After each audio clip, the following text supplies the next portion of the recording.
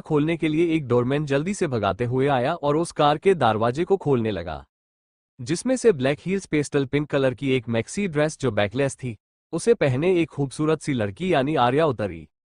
उसने आज अपने बालों का एक मैसी बन बना रखा था और साथ ही चेहरे पर हल्का सा मेकअप भी किया हुआ था, जिसमें उसकी गहरी भूरी आंखें की चमक के आगे इतनी सारी रोशनी की चमक भी फीकी सी लग रही थी।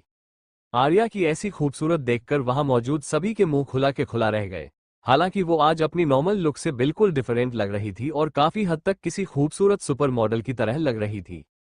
सामने मीडिया के लोगों के बीच में भी एक अलग सी सुगबुगाहट बढ़ गई। कौन है ये लड़की? एक रिपोर्टर ने पूछा। क्या ये कोई मॉडल है? दूसरे रिपोर्ट ने कहा, कोई नई एक्ट्रेस है क्या? फिर किसी और ने कहा, लगता है कोई स्टार किड है। एक और रिपोर्टर ने कहा, नहीं, लगता है किसी बिजनेसमैन की बेटी है। तभी कुछ लोगों ने एक साथ पूछा, लेकिन ये है कौन? ये सारी बातें करते हुए वो सभी के सभी आर्या की फोटोग्राफ लेने के लिए पूरी तरह से उतावले होने लगे। मैम मैम प्लीज इस तरफ देखिए। मैम प्लीज एक पोज, इस तरफ प्लीज मैम। आर्या को इस तरह से लाइमलाइट में रहना और इतनी सारी भीड़ के बीच में शो ऑफ करना बिल्कुल भी पसंद नहीं था और ना ही उसे इन सब की आदत थी। क्या मुसीबत है, ये लोग तो मुझे अंधा करके मानेंगे। ये सब अपने मन में कहते हुए आर्या ने बस मीडिया की तरफ एक हल्की स्माइल दी और सीधा जल्दी से एंट्रेंस के अंदर चली गई। कुछ देर बाद आर्या अपने कानों में ईयरबड्स लगाकर एक खाली कॉरिडोर की तरफ चली आई और आकर वो किसी से बात करने लगी। तभी अचानक से पूरी बिल्डिंग की लाइट्स ऑफ कर दी गई। इस बीच आर्या ने अपनी बात कंटिन्यू रखी, मगर इतने में उसे अपने पीछे अजीब सी आहट महसूस हुई। आर्या जैसे ही पलटी, एक भारी भरकम शरीर वाला आदमी जो कि ऋषभ था उसके ऊपर लगभग आकर झुक गया। इस बीच आर्या का फोन भी उसके हाथ से छूटकर नीचे गिर गया। आर्या ने खुद को संभालने के लिए अपने एक हाथ से अपनी कमर के पीछे रेलिंग को और दूसरे हाथ से ऋषभ के कॉलर को पकड़ लिया ताकि वो डिसबैलेंस होकर पीछे ना गिर जाए।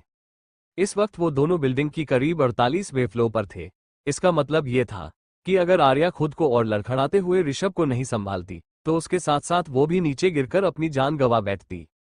इस छोटे से मोमेंट के बीच उसने महसूस किया कि उसके लिए अनजान ऋषभ, जिसका वो चेहरा भी उस अंधेरे में नहीं देख पा रही थी, उसकी सांस काफी ज्यादा तेज चल रही थी और उसका बदन किसी भट्टी की तरह तप रहा था। मगर फिर आर्या ने खुद का बैलेंस उन हिल्स में संभालते हुए ऋषभ को खुद से दूर किया। What the hell? अंधेरे में ही ऋषभ को बुरी तरह से घूरते हुए आर्या वहां से जाने लगी। इतने में ऋषभ ने एकदम से आर्या की कलाई को पकड़ लिया और वो हल्के से कुछ बुदबुदाया, हेल्प मी। इससे पहले कि आर्या उसकी हल्की आवाज को ठीक से सुन पाती, कुछ सोच पाती, समझ पाती या कुछ रिएक्ट कर पाती, उतने में ऋषभ ने एक झटके से आर्या को अपने करीब खींचा और अपने होठों से उसके होठों से छूते हुए वो उसे किस करने लगा, जिसके साथ ही बाहर आसमान में तेज आतिशबाजी होने लगी, जिससे पूरा आसमान रंग बिरंगी रोशनी से नहाने लगा।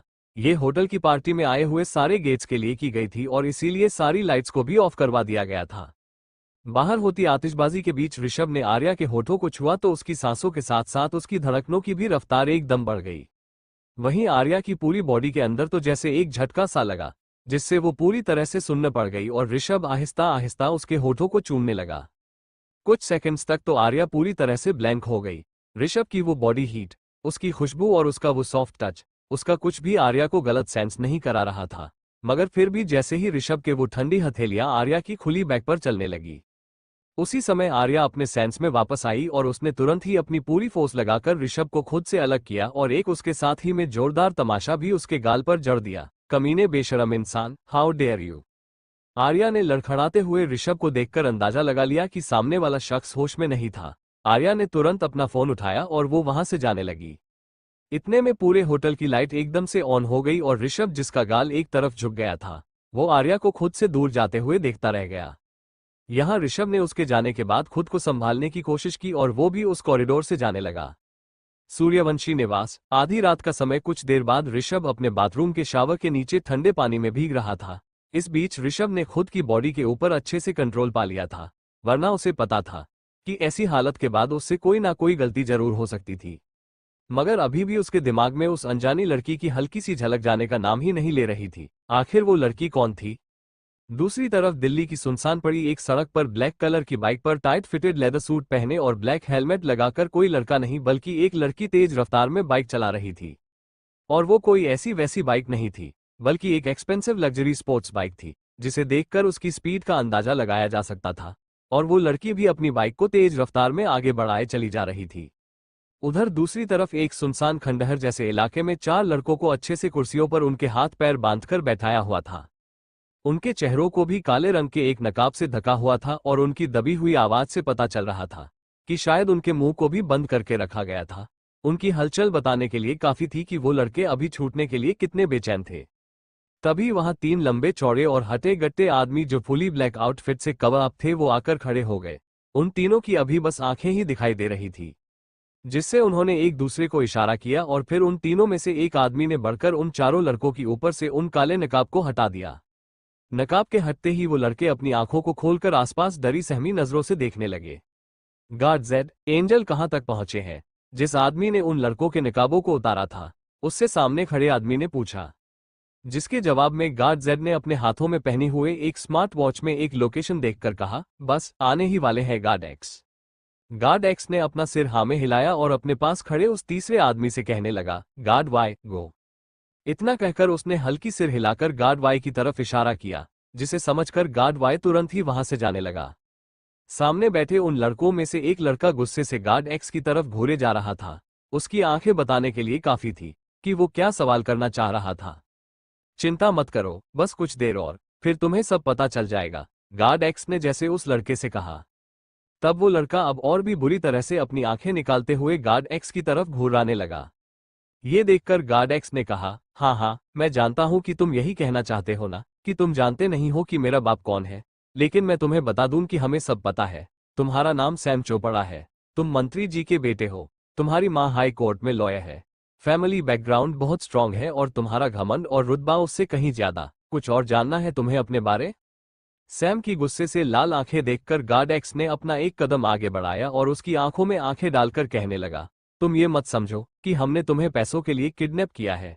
ये सब पैसों के लिए नहीं। नो नो नो, ये सब तुम्हारे पापा के पैसों के लिए नहीं है।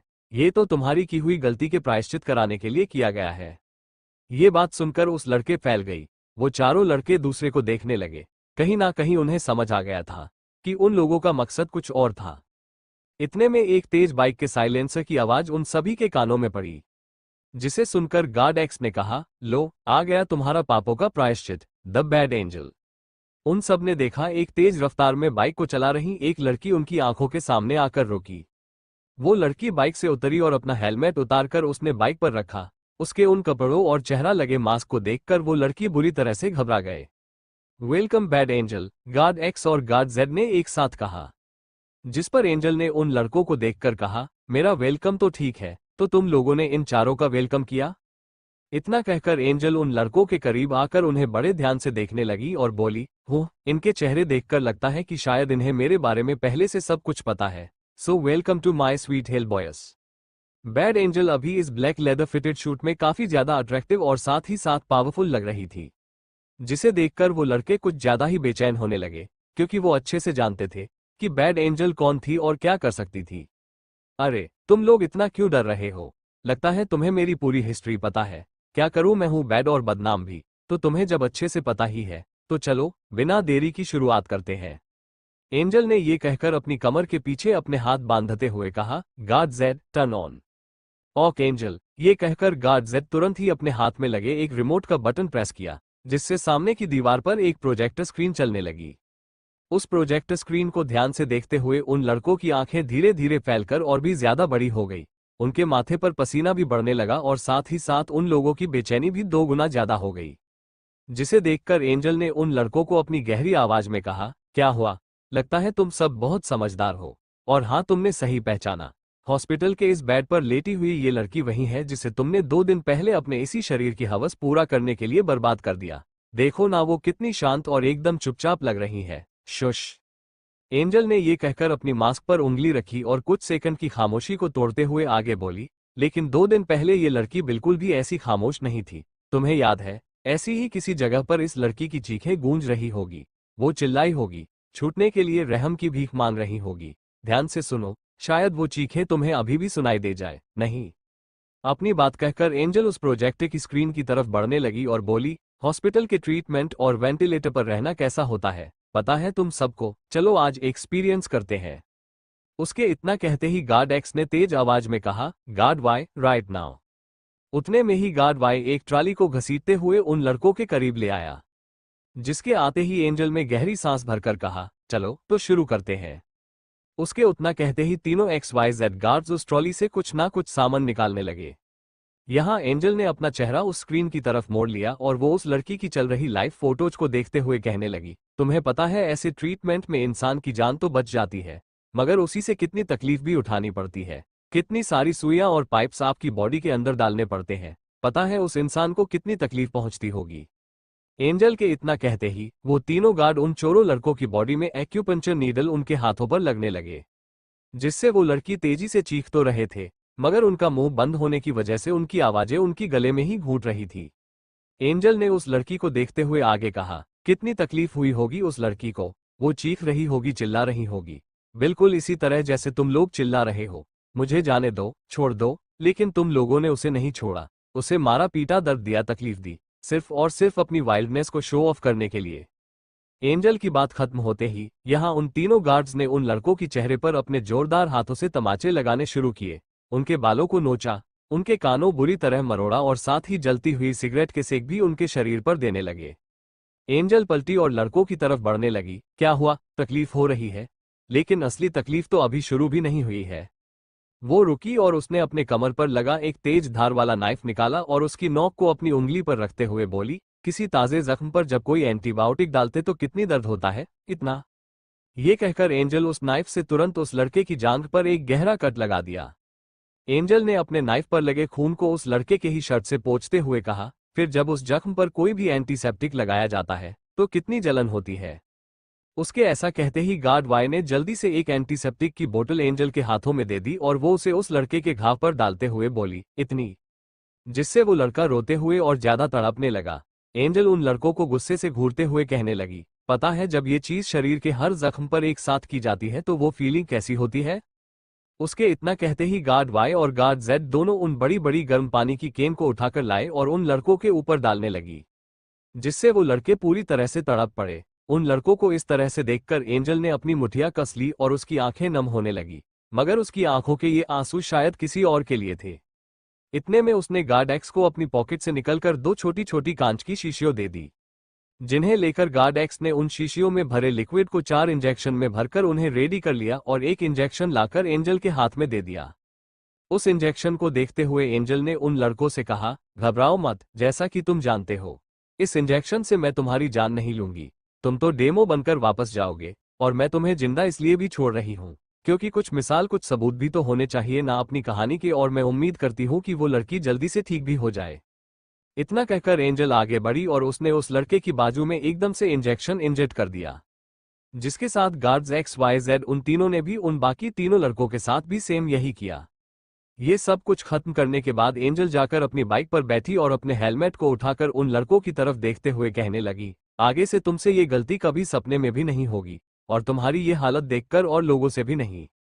एंजल ने ये कहकर अपना हेलमेट पहना और अपनी बाइक स्टार्ट करते हुए कहने लगी, वैसे तुम लोग मुझे भूलोगे तो नहीं ना?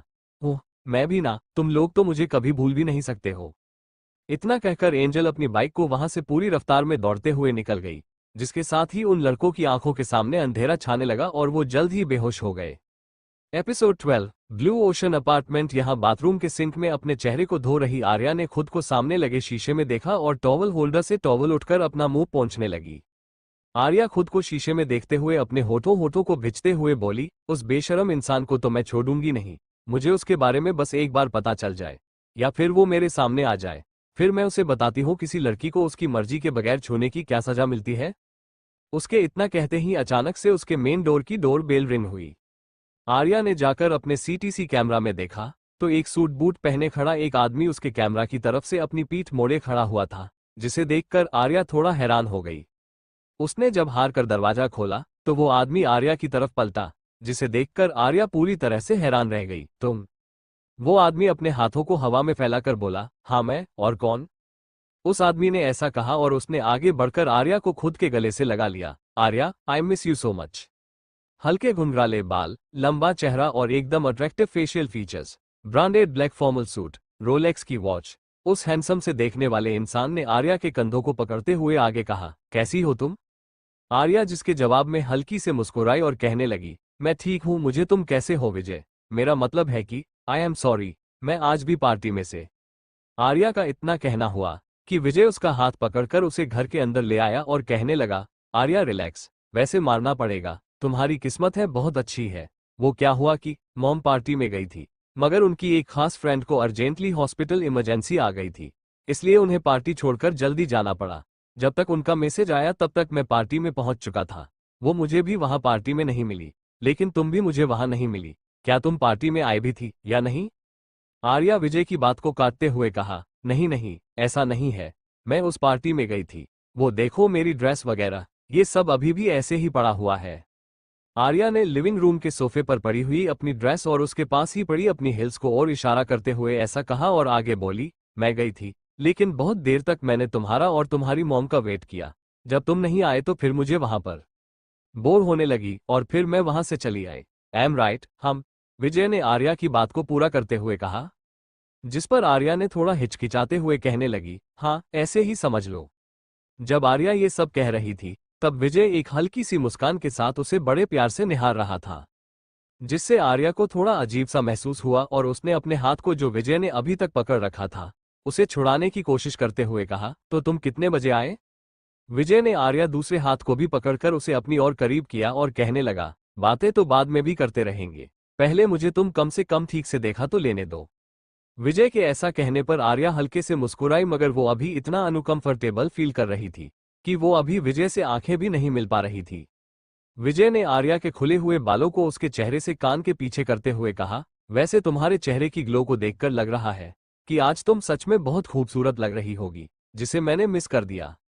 आर्या के पास विजय की बिहेवियर का कोई जवाब नहीं था, इसलिए वो बस एक बनवाटी मुस्कान मुस्करा गई।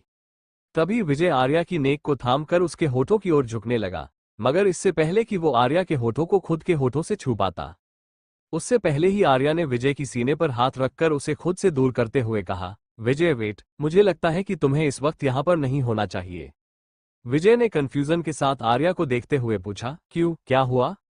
आर्या ने विजय को समझाया, देखो मैं सोसाइटी में एक बैचलर यानी कि सिंगल स्टेटस के साथ रहती हूँ, और अगर यहाँ पर रहने वाले लोगों को ये पता चलेगा कि मुझसे इतनी रात में कोई लड़का मिलने के लिए आता है तो वो लोग मुझे इस सोसाइटी से उठाकर बाहर फेंक देंगे।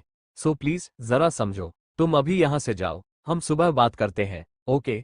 उमर, वैसे भी अब तो तुम इंडिया में ही हो ना, तुम इतनी जल्दी थोड़ी ना जाओगे। ये सब कहते कहते आर्या ने अपने घर का मेन डोर विजय के लिए खोल दिया और उसे इनडायरेक्टली जाने के लिए इशारा करने लगी। विजय, जो अपनी जेब में हाथ डालकर आर्या को बड़े ध्यान से नोटिस कर रहा था, उसके चेहरे की मुस्कान और भी ज्यादा गहरी हो गई। वो अपने कदम अपार्टमेंट से बाहर ले जाते हुए बोला, हाँ सही कहा तुमने, अब तो मैं इंडिया में ही हूँ और इतनी जल्दी यहाँ से नहीं जाऊंगा, और साथ ही तुम्हारे इस सिंगल स्टेटस को भी मैं जल्द से जल्द चेंज करके रहूंगा। विजय ने अपनी कमर झुकाकर आर्या की कान के पास आकर कहा, गुड नाइट, सुबह मिलते हैं। इसके बदले में आर्या में हल्के से अपना सिर हाँ में हिला दिया और उसने भी उसे गुड नाइट कहा और विजय बाय बोलकर अपार्टमेंट से बाहर चला गया। उसके जाते ही आर्या ने तुरंत जल्दी से दरवाजा लॉक किया और आकर सोफे पर बैठ गई और गहरी सांस भरकर बोली, पता नहीं मैं इसका क्या करूं। इस बीच आर्या कुछ सोचते हुए अपने होंठ चबाने लगी। इतने में उसके दिमाग में एक बात फिर से उसे परेशान करने लगी, जिसमें उसे अचानक से ऋषभ और उसकी उस किस के बारे में याद आ गया, जिसे याद करते हुए आर्या के चेहरे पर एक अजीब सा गुस्सा छाने लगा। पता नहीं कौन था वो अजनबी, मगर वो जो भी हो मैं उसे छोड़ूंगी नहीं। सूर्यवंशी इंडस्ट्री, सुबह का समय। यहाँ जोर से अपनी टेबल पर हाथ पटकते हुए ऋषभ ने अपने सामने खड़े गैरी से कहा, मैंने कहा ना, मुझे उस आदमी का पता लगा कर दो जिसने मेरी ड्रिंक में वो ड्रग्स यूज की थी, क्योंकि मैं उसे छोड़ूंगा नहीं। गैरी थोड़ा सा कपकाते हुए ऋषभ से बोला, डोंट वेरी सर, मैंने सारी इन्फॉर्मेशन निकलवाई है, हम जल्द से जल्द उस इंसान को पकड़ लेंगे, और वैसे भी बचकर जाएगा भी कहाँ। गैरी जब ये सब बातें कर रहा था तब ऋषभ अपने एक हाथ जेब में डालकर दूसरे हाथ की मुट्ठी कसकर इधर उधर गुस्से में टहलने लगा।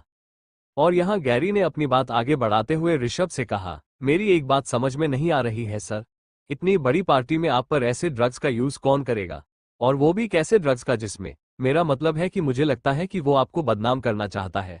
सर, ये जो कोई भी है ना, वो बस आपकी रेपुटेशन को खराब करना चाहता था, लेकिन वो तो अच्छा हुआ कि आपने संभाल लिया, वरना मैं पढ़ा था कि इस तरह के ड्रग्स को लेने के बाद इंसान अपने ऊपर से पूरी तरह से काबू खो बैठता है। गैरी की इस बात से ऋषभ के तेज चलते कदमों की रफ्तार धीमी सी पड़ गई और उसके सामने उस कल रात वाली लड़की की धुंधली तस्वीर आने लगी, जिसे उसने वहां रेलिंग के पास खड़ा हुआ देखा था और उसे किस भी कर बैठा था। अच्छा सुनो, ऋषभ ने गैरी को रोकते हुए कहा और अपनी धीमी आवाज में आगे बोला, उस लड़की के बारे में भी इंफॉर्मेशन निकालो जिसे मैंने। अपनी बात अधूरी छोड़कर ऋषभ ने अपनी अपनी आईब्रो स्क्रैच की और वो कुछ हिचकिचाते बोला, उस लड़की को भी ढूंढो जिसे मेरी वजह से कुछ परेशानी हुई है। मुझे उससे सॉरी बोलना, उसके बारे में भी सारी इंफॉर्मेशन निकलवाओ। ऋषभ की ये बात सुनकर गैरी का मुंह खुला का खुला रह गया और वो अपनी फटी हुई आंखों से ऋषभ को देखते हुए अटक अटक कर बोला, सॉरी सर। आप सॉरी? मेरा मतलब है कि आप क्या सॉरी बोलेंगे किसी से? इस बात पर ऋषभ ने गैरी को गुस्से से घूरते हुए देखा और वो कहने लगा, मैंने तुमसे जितना कहा है उतना करो, क्या करना है क्या नहीं मैं देख लूंगा। ओके सर, गैरी ने अपना सिर झुकाते हुए कहा और वो तुरंत ऋषभ की केबिन से बाहर चला गया। यहाँ ऋषभ फिर से कल रात के बारे में ठीक से याद करने की कोशिश करने लगा, जहां उस रेलिंग के पास उसने उस अनजानी लड़की को यानी आर्या को अंधेरे में खड़ा देखा था। आर्या की वो बैकलेस ड्रेस जिसमें अच्छे से शो होते उसकी बैक, वो बॉडी कव और उसका परफेक्ट फिगर, उसकी हाइट, उसकी लंबी गर्दन, सब कुछ ऋषभ बड़ी गौर से इमेजिन करने लगा। उसकी आंखें बताने के लिए काफी थी कि आर्या की वो अनजानी और अनदेखी सी वो धुंधली झलक उसे कहीं ना कहीं अपनी ओर अट्रैक्ट कर चुकी थी। जिसे याद करते हुए ऋषभ ने अपने खुद से पूछने लगा, क्या कह रही थी वो लड़की, क्या कहा था उसने? अपने दिमाग पर जोर डालते हुए ऋषभ को याद आया कि आर्या ने वहां पर किसी से ब्लूटूथ पर बात करते हुए क्या कहा था, एंजल इज ऑन अ वे। ऋषभ के दिमाग में जैसे ही लाइन आई उसने खुद को अलर्ट करते हुए कहा, एंजल, हाँ उसने यही कहा था, एंजल। ये कहते हुए ऋषभ को अपनी और आर्या की वो किस याद आने लगी, जिसे याद करते हुए वो कुछ सेकंड के लिए कहीं खोसा गया। तभी उसने खुद को उन ख्यालों से झटककर अपना गला खराशते हुए अपने कोट के कॉलर को एडजस्ट किया और फिर से एक और बात उसके दिमाग में याद आने लगी। ऋषभ को याद आया कि जब आर्या उससे दूर जा रही थी तो उसने देखा था उसकी बैक पर गर्दन के जस्ट नीचे एक टैटू बना हुआ था, जो एंजल के दो पंख जैसा था। जिसके याद आते ही ऋषभ ने खुद से कहा, यस, मैं उस टैटू से उस लड़की को पहचान सकता हूं, लेकिन वो लड़की अभी होगी कहां? एपिसोड 13 सूर्यवंशी निवास। दोपहर का वक्त। यहाँ आर्या आज भी शिवांश के रेगुलर चेकअप के लिए उसके घर पर आई हुई थी और वो उसका चेकअप खत्म करके कहने लगी, ओके, तो अब तुम्हारी हेल्थ में पहले से ज्यादा इंप्रूवमेंट है, इससे पता चलता है कि तुम कितने स्ट्रांग हो, वेरी गुड। आर्या ने ऐसा कहते हुए शिवांश के गाल पर प्यार से एक पिंच भी किया, जिससे शिवांश के चेहरे पर प्यारी सी मुस्कान भी आ गई। वो अपने गाल को सहलाते हुए आर्या से कहने लगा, वो तो मैं हूं, मैं ना बिल्कुल अपने पापा की तरह स्ट्रांग हूं। पता है दादू मुझे हमेशा क्या कहते हैं? वो कहते कि मैं बड़े होकर बिल्कुल अपने पापा जैसा बनूंगा, एकदम हैंडसम, एकदम डैशिंग मैन। इस बात पर आर्या अपनी आईब्रो उठाकर शिवांश की तरफ प्राउड वाली मुस्कान देने लगी, जबकि शिवांश अपनी मासूम बातों को आगे बढ़ाते हुए बोला, आपको पता है मेरे पापा कितने हैंडसम है? वो डेली जिम करते हैं, इसलिए उनके सिक्स पैक एप्स भी है और हाँ बाइसेप्स भी है। वैसे मेरे भी एप्स है लेकिन छोटे छोटे हैं और बाइसेप्स है, मैं दिखाओ। शिवांश ने ये कहकर पहले अपने नाइट सूट की शर्ट को ऊपर किया, फिर अपनी सांस को खींचते हुए अपने पेट को दिखाने लगा, ये देखो मेरे पैक्स। अपना पेट दिखाने के तुरंत बाद ही शिवांश ने जल्दी से अपनी शर्ट की हाफ बाजू को ऊपर किया, फिर थोड़ी सी ताकत लगाते आर्या को अपनी बाजू दिखाकर बोला, देखो मेरे बाइसेप्स। आर्या शिवांश की क्यूट सी हरकत पर एकदम से हंस पड़ी। उसने शिवांश की नाइट सूट की शर्ट ठीक करते हुए कहा, अरे अरे बस बस, इतना काफी है, ज्यादा जोर लगाने की जरूरत नहीं है। मैंने देख लिया तुम्हारे पास भी मसल्स है और तुम सच में बहुत ही स्ट्रांग हो, और आगे चलकर तो जरूर अपने पापा की तरह हैंडसम यंग मैन बनोगे। शिवांश ने एक प्राउड वाली स्माइल देखकर आर्या से कहा, हाँ, मैं सच में अपने पापा जैसा बनना चाहता हूँ। He is my super hero and I love him so much. और वो भी मुझसे बहुत प्यार करते हैं, पर मैं थोड़ा ज्यादा करता हूँ। आर्या शिवांश की मासूमियत को देखकर हल्के से मुस्कुराई और कहने लगी, अच्छा अच्छा चलो ठीक है, अब मैं तुम्हें ये इंजेक्शन दे देती हूँ, फिर तुम आराम से रेस्ट करो, ओके? आर्या ने कहा और शिवांश ने जल्दी से उसकी बात में हामी भरते हुए अपना सिर हिला दिया। बस थोड़ा सा पेन होगा डेली की तरह, हम। आर्या ने इंजेक्शन रेडी करते हुए कहा, जिस पर भी शिवांश ने हल्के से अपना सिर हिला दिया और वो आर्या को इंजेक्शन लगाते हुए देखता रहा। आर्या ने शिवांश से कहा, वैसे तुम सच में बहुत स्ट्रांग हो, तुम ऐसे पहले बच्चे हो जो इंजेक्शन देखकर डरते नहीं हो, वरना बाकी बच्चे तो इंजेक्शन लगाने से पहले ही रो देते हैं। शिवांश थोड़ा चहकते हुए बोला, रियली? आर्या ने जवाब में कहा, और नहीं तो क्या, देखो हो गया, देखा, मैंने इंजेक्शन दिया मगर तुम्हें पेन हुआ नहीं ना? तो हुए ना तुम स्ट्रांग? ऐसा कहते हुए आर्या ने शिवांश के बालों को हल्के से बिगाड़ते हुए उससे आगे कहने लगी, चलो अब तुम रेस्ट करो, क्योंकि रेस्ट तुम्हारे लिए इम्पोर्टेंट है। ओके, तो फिर मैं चलती हूँ। आर्या जैसे ही ये कहकर उठने लगी, तभी शिवांश ने तुरंत उसका हाथ पकड़ लिया और उसकी आंखों में आंखें देखते हुए बोला, अब सच में बहुत स्वीट हो डॉक्टर आर्या। मुझे आपके यहाँ से वापस भेजने का बिल्कुल मन नहीं करता। ऐसा लगता है कि आप मेरे पास ही रुक जाओ और फिर पूरे दिन सिर्फ मुझसे बातें किया करो और मेरे साथ खेला करो। शिवांश की बात सुनकर आर्या ने उसके सिर पर प्यार से हाथ फेरा और वो कहने लगी, ठीक है तो फिर अभी तुम सो जाओ, और अगर तुम चाहते हो तो मैं कुछ देर और रुक सकती हूँ। तुम्हारे सोने के बाद मैं चली जाऊंगी। आर्या की बात सुनकर शिवांश की आंखों की चमक और भी ज्यादा बढ़ गई और उसने जोर से अपने सिर को हाँ में हिलाया और वो जल्दी से नीचे लेट गया। आर्या ने शिवांश को ब्लैंकेट ओढ़ाया और हल्के हल्के उसके सिर को सहलाने लगी, जिससे शिवांश जल्द ही गहरी नींद में सो गया। Local police station Delhi. यहाँ दो बड़े बिजनेसमैन एक प्रोफेसर पुलिस स्टेशन में हंगामा कर रहे थे, जिनकी आवाज पूरे पुलिस स्टेशन में गूंज रही थी। ये क्या तरीका है? हाँ, हम कल रात से अपने बच्चों का नंबर डायल कर रहे हैं और उनका नंबर नहीं लग रहा है, और आप हमसे कह रहे हैं कि 24 घंटे से पहले रिपोर्ट नहीं लिखेंगे। अरे, हमने अपने बेटों को कल दोपहर से नहीं देखा है, तो इसका मतलब तो ये हुआ ना कि 24 घंटे से ऊपर हो चुके हैं। इसलिए अब आप हमारे बेटे को अभी के अभी ढूंढ कर निकालिए। वो कोई सड़क पर चलने वाले कुत्ते बिल्ली नहीं है, वो हमारे बच्चे हैं, और आप जानते भी हैं कि हम कौन। हाँ। उस बिजनेसमैन के ऐसा कहने पर उस पुलिस इंस्पेक्टर ने उन सभी को शांत करते हुए कहा, देखिए प्लीज आप सब शांत हो जाइए, हम पूरी कोशिश कर रहे हैं, और रही रिपोर्ट की बात, तो ये देखिए हम लिख रहे हैं ना। इतने में उस पुलिस स्टेशन में कुछ हलचल सी तेज होने लगी और एक सफारी सूट पहने लंबा चौड़ा सा आदमी पुलिस स्टेशन के अंदर अपने एक बॉडीगार्ड के साथ इंटर हुआ। उसने आते ही अपने हाथ में लगा हुआ फोन उस पुलिस इंस्पेक्टर के आगे कर दिया।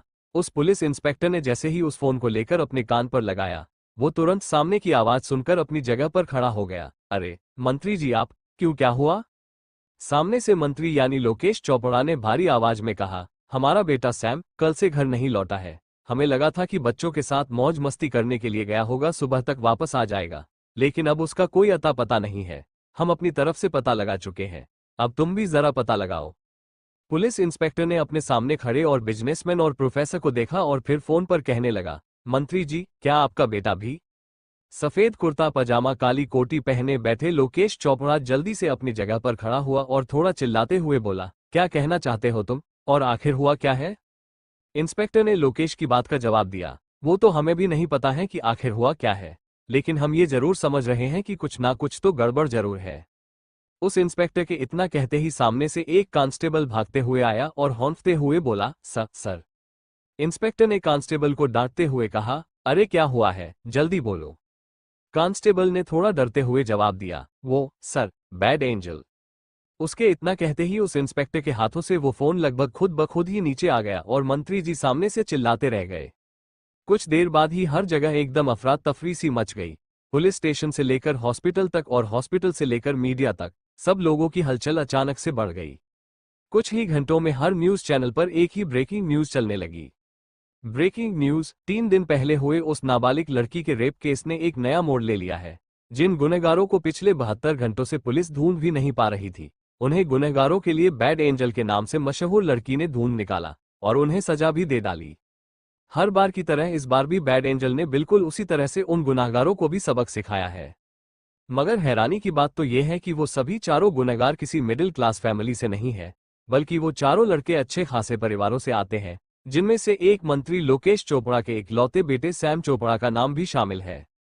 सैम चोपड़ा के साथ ही उनके 3 और दोस्तों के नाम भी शामिल है, जिनमें एक नामी यूनिवर्सिटी के प्रोफेसर के बेटे आकाश और 2 मशहूर बिजनेसमैन के बेटे हितेन और सुमित। इन चारों को बैड एंजल ने अपने तरीके से सजा दे दी है। ये खबरें आग की तरह पूरे देश और विदेश में भी फैल गई, जिसे अपने फोन की स्क्रीन पर कार में बैठा हुआ ऋषभ भी देख रहा था। बैड एंजल, ये कहते हुए ऋषभ के दिमाग में एंजल शब्द उसे बार बार ट्रिगर कर रहा था। ऋषभ अपनी कार की विंडो से बाहर देखने लगा, तभी अचानक से एक और बार ऋषभ को उस रात वाली लड़की की याद आई और उसने गहरी सांस भरकर खुद कहा, बैड एंजल, एंजल, इन दोनों के बीच में कोई कनेक्शन तो नहीं है ना? ये सब सोच रहा ऋषभ थोड़ा सा कंफ्यूज हो गया। पुलिस स्टेशन, शाम का समय। यहाँ पुलिस स्टेशन में वीरेंद्र काफी ज्यादा गुस्से में लग रहे थे। उस पर थोड़ा झल्लाते हुए उनके सामने बैठे पुलिस कमिश्नर प्रसाद बोले, ये सब क्या चल रहा है वीरेंद्र? आखिर तुम क्राइम डिपार्टमेंट के हेड हो, ये सब क्या हो रहा है? पिछले 8 महीना से ये बैड एंजल कितने ही लोगों को अपना शिकार बन चुकी है। आपको पता भी है, आखिर कब पकड़ेंगे आप इसे? हमारे डिपार्टमेंट इस बैड एंजल को क्या 8 महीने से उसकी एक परछाई तक नहीं है पकड़ सका है, यहाँ तक कि एक छोटा सा सुराग भी नहीं मिला उसके बारे में, और तुम मुझे कह रहे हो कि हम उसे जल्द से जल्द पकड़ लेंगे। मैं कहता हूँ कैसे? वीरेंद्र कमिश्नर प्रसाद को समझाते हुए बोले, सर हम कोशिश कर रहे हैं मगर। कमिश्नर प्रसाद ने वीरेंद्र की बात को काटते हुए कहा, मुझे एक्सक्यूज मत तो वीरेंद्र, तुम्हें पता है कि वो बैड एंजल और उसकी पूरी टीम कितनी खतरनाक है? और क्या तुम्हें ये पता भी है कि वो स्पेशली रेप करने वाले मुजरिम के शरीर में कौन सा इंजेक्शन डालती है? जानते भी हो, एक मर्द को हमेशा के लिए नामर्द बनाने वाला इंजेक्शन है वो। केमिकल कैस्ट्रेशन प्रोसेस का यूज कर रही है वो बैड एंजल। वीरेंद्र कमिश्नर प्रसाद की बात कंफ्यूज होते हुए बोले, लेकिन सर जहां तक मुझे पता ही केमिकल कैस्ट्रेशन का असर तो मुश्किल से 3 महीने तक ही रहता, तो फिर ये। कमिश्नर प्रसाद ने अपने पास रखी एक फाइल को उठाकर वीरेंद्र के आगे रखी और कहने लगे, पढ़ो इसे। 2 हफ्ते पहले की ही रिपोर्ट है। जिन आदमियों के ऊपर बैड एंजल ने इस इंजेक्शन का यूज किया था उनके ऊपर किए मेडिकल एनालिसिस की रिपोर्ट है ये, जिसमें Indian institute of medical science ने अपना अप्रूवल भी दिया है कि बैड एंजल जिस केमिकल फॉर्मूला का यूज कर रही है वो शायद पूरी दुनिया में सिर्फ और सिर्फ उसी के पास है। तुम समझ रहे हो कि अगर वो ऐसा ही करती रही तो। कमिश्नर प्रसाद की बात पूरी होने से पहले ही कमिश्नर के सामने और वीरेंद्र के पीछे खड़े शैलेश ने कहा, तो क्या सर, क्या होगा? मेरे हिसाब से तो जो होगा अच्छा ही होगा। लोगों के अंदर इस चीज का डर तो बैठेगा जिससे क्राइम कम होंगे। वीरेंद्र शैलेश को डांटते हुए बोले, शैलेश बिहेव, तुम जानते भी हो कि तुम क्या कह रहे हो। ऐसे करने से क्राइम कम नहीं होंगे, उल्टा हमारे डिपार्टमेंट के ऊपर उंगली उठेगी। और वो कोई मसीहा नहीं है और न ही यहाँ कोई सुपर हीरो की मूवी चल रही है। शैलेश ने अपनी बात आगे बढ़ाते हुए कमिश्नर प्रसाद और वीरेंद्र से कहा, लेकिन सर डिपार्टमेंट के ऊपर सवाल तो तब भी उठते हैं ना जब हम ऐसे क्रिमिनल को पकड़ ही नहीं पाते हैं। और जब उन क्रिमिनल्स को मुश्किल से 2-3 साल की या फिर 5 साल की जेल होती है और उसके बाद फिर वो अपनी नॉर्मल लाइफ जीने लग जाते हैं जैसे कि उन्होंने कुछ किया ही नहीं हो और कुछ हुआ ना हो। लेकिन उन लोगों का क्या जिनके साथ वो क्राइम होता है? उनके लिए तो ये जिंदगी भर की सजा हो जाती है ना सर। मेरे हिसाब से मुझे नहीं लगता है कि बैड एंजल कुछ गलत काम कर रही है। उसकी बात का जवाब देते हुए कमिश्नर प्रसाद ने अपने सख्त लहजे में शैलेश से कहा, तो तुम्हारे कहने का मतलब है कि हमें कानून को ताक पर रखकर उस बैड एंजल को बस ऐसे ही सारे मुजरिमों को सजा देने के लिए छोड़ देना चाहिए और हमें बस अपने हाथ पर हाथ रखकर बैठे रहना चाहिए हो? शैलेश ने अपना सिर ना में हिलाया और कमिश्नर प्रसाद की बात का जवाब दिया, नहीं सर, मैंने ऐसा नहीं कहा कि डिपार्टमेंट को उसे सजा देने का कोई हक नहीं है, लेकिन उसे ऐसे मुजरिम की कैटेगरी में रखना गलत है क्योंकि वो कोई गुनाह नहीं कर रही है। यहाँ तक कि उसने आज तक किसी का खून भी नहीं किया। वो बस गुनहगारों को सबक सिखाती है अपने तरीके से और इसमें उसे क्रिमिनल या साइको साबित करना गलत होगा। बाकी आप जो ऑर्डर देंगे हम उसे फॉलो करने के लिए तैयार है। आप चाहते हैं कि हम उसे जल्द से जल्द पकड़े तो हम उसे जरूर पकड़ने की कोशिश करेंगे। उसके इतना कहते ही वीरेंद्र और कमिश्नर एक दूसरे को देखने लगे। एपिसोड 14 सूर्यवंशी निवास। रात का समय यहाँ ऋषभ अपने फोन पर किसी से बातें कर रहा था। उसके पास बैठा हुआ शिवांश अपना डिनर करने में लगा हुआ था। तभी पीछे से वहां गैरी आया और ऋषभ की कॉल पर बात खत्म होने का इंतजार करने के लिए वो शांति से खड़ा हो गया। ओके डॉक्टर, तो फिर मैं कल सुबह आ जाऊंगा। ऋषभ ने अपनी बात खत्म करके जैसे ही अपना फोन टेबल पर रखा, इससे पहले कि गैरी उससे कुछ कह पाता, शिवांश अपनी चमकती हुई आंखों से ऋषभ को देखते हुए पूछने लगा, पापा क्या डॉक्टर आर्या का कॉल था? क्या कह रही थी वो? शिवांश के सवाल पर ऋषभ ने अपनी आंखें छोटी करके कहा, क्या बात है, आजकल तुम्हारी जुबान पर डॉक्टर आर्या का नाम कुछ ज्यादा ही नहीं आने लगा है। ऐसा क्या जादू कर दिया है उन्होंने तुम्हारे ऊपर? हम? शिवांश इस पर थोड़ा कॉन्फिडेंस से बोला, यस पापा, डॉक्टर आर्या सच में बहुत मैजिकल है। आपको पता है उन्होंने मुझे थोड़ी दिन में और भी ज्यादा स्ट्रांग बना दिया है। डॉक्टर आर्या ने आज खुद कहा कि मैं बहुत स्ट्रांग हूँ और फिर मैंने उन्हें अपनी मसल्स भी दिखाए, अपने बाइसेप्स और अपने एप्स भी दिखाए। फिर उन्होंने मुझे ये कहा कि आगे चलकर मैं आपके जैसा हूँ, स्ट्रांग बनूंगा। ऋषभ ने अपना सिर हिलाते हुए शिवांश से कहा, ग्रेट, कम से कम कोई डॉक्टर तो है जो तुम्हें अच्छी लगी और जिसकी तुम बात भी मान रहे हो। शिवांश ने अपनी गाल फुलाए और अपनी नाक चढ़ाते हुए ऋषभ से बोला, सिर्फ डॉक्टर आर्या और उनके अलावा मुझे कोई अभी भी डॉक्टर पसंद नहीं है। ऋषभ ने अपने दोनों हाथों हवा में उठाए और अपनी आईब्रो उठाकर शिवांश से बोला, ओके ओके, लेकिन मैं तुम्हें बता दूंगी कि अभी मुझे तुम्हारी डॉक्टर आर्या का नहीं बल्कि डॉक्टर रोमिल का कॉल आया था। वो मुझे तुम्हारे दादू के बारे में बता रहे थे। अश्विन का जिक्र होते ही शिवांश ने थोड़ा एक्साइटमेंट के साथ ऋषभ से पूछने लगा, तो क्या कहा डॉक्टर ने? कब आ रहे हैं दादू घर पर? ऋषभ ने शिवांश को जवाब दिया, मैं वही बता रहा था, डॉक्टर रोमिल मुझसे यही बात कर रहे थे कि हम कल सुबह तुम्हारे दादू को हॉस्पिटल से डिस्चार्ज मिल जाएगा और कल वो यहाँ घर पर वापस आ जाएंगे। अश्विन के आने की खबर पर शिवांश के चेहरे की चमक और भी ज्यादा बढ़ गई। कल मेरे दादू घर पर आ रहे हैं। अब मैं उनसे वीडियो कॉल पर नहीं, सामने बैठकर बातें करूंगा। कल मैं उनसे कितने दिनों बाद मिलूंगा। I miss him so much. Shivansh के ऐसा कहने के बाद ऋषभ ने गैरी से कहा, गैरी, मुझे कल पापा को लेने के लिए सुबह हॉस्पिटल जाना है, तो कल मेरी जितनी भी मीटिंग्स हैं उन्हें कैंसिल कर दो या फिर पोस्टपोन कर देना। ऋषभ की बात सुनकर गैरी ने अपना सिर हाँ में हिला दिया। ओके सर, हो जाएगा। और ये कुछ फाइल्स थी जिस पर आपके सिग्नेचर रह गए थे और आपने कहा था कि घर पर ले आओ। मैं ले आया हूं सर, आप प्लीज साइन कर दीजिए। ऋषभ उन फाइल्स पर पढ़कर उन पर सिग्नेचर करने लगा। कुछ देर बाद ऋषभ ने शिवांश को उसकी रेगुलर मेडिसिन देकर उसे सुला दिया। ऋषभ का अब ये डेली रूटीन बन गया था कि जब तक शिवांश गहरी नींद में सो नहीं जाता था तब तक ऋषभ उसके रूम में ही शिवांश के बराबर में बैठकर लैपटॉप पर शांत से अपना काम करता रहता था। ऋषभ बड़े ध्यान से एक मेल को पढ़ रहा था कि तभी ऋषभ का फोन वाइब्रेट होने लगा। उसने अपनी फोन स्क्रीन पर देखा तो उस पर आर्या का कॉल आ रहा था, जिसे देखकर ऋषभ ने एक नजर गहरी नींद में सो रहे शिवांश की तरफ देखा और वो वहां से उठकर सीधा बालकनी के बाहर आ गया। बाहर आकर और बालकनी की स्लाइडिंग को बंद करके ऋषभ ने बिना देरी किए आर्या का कॉल पिक कर लिया। Hello doctor Arya, good evening.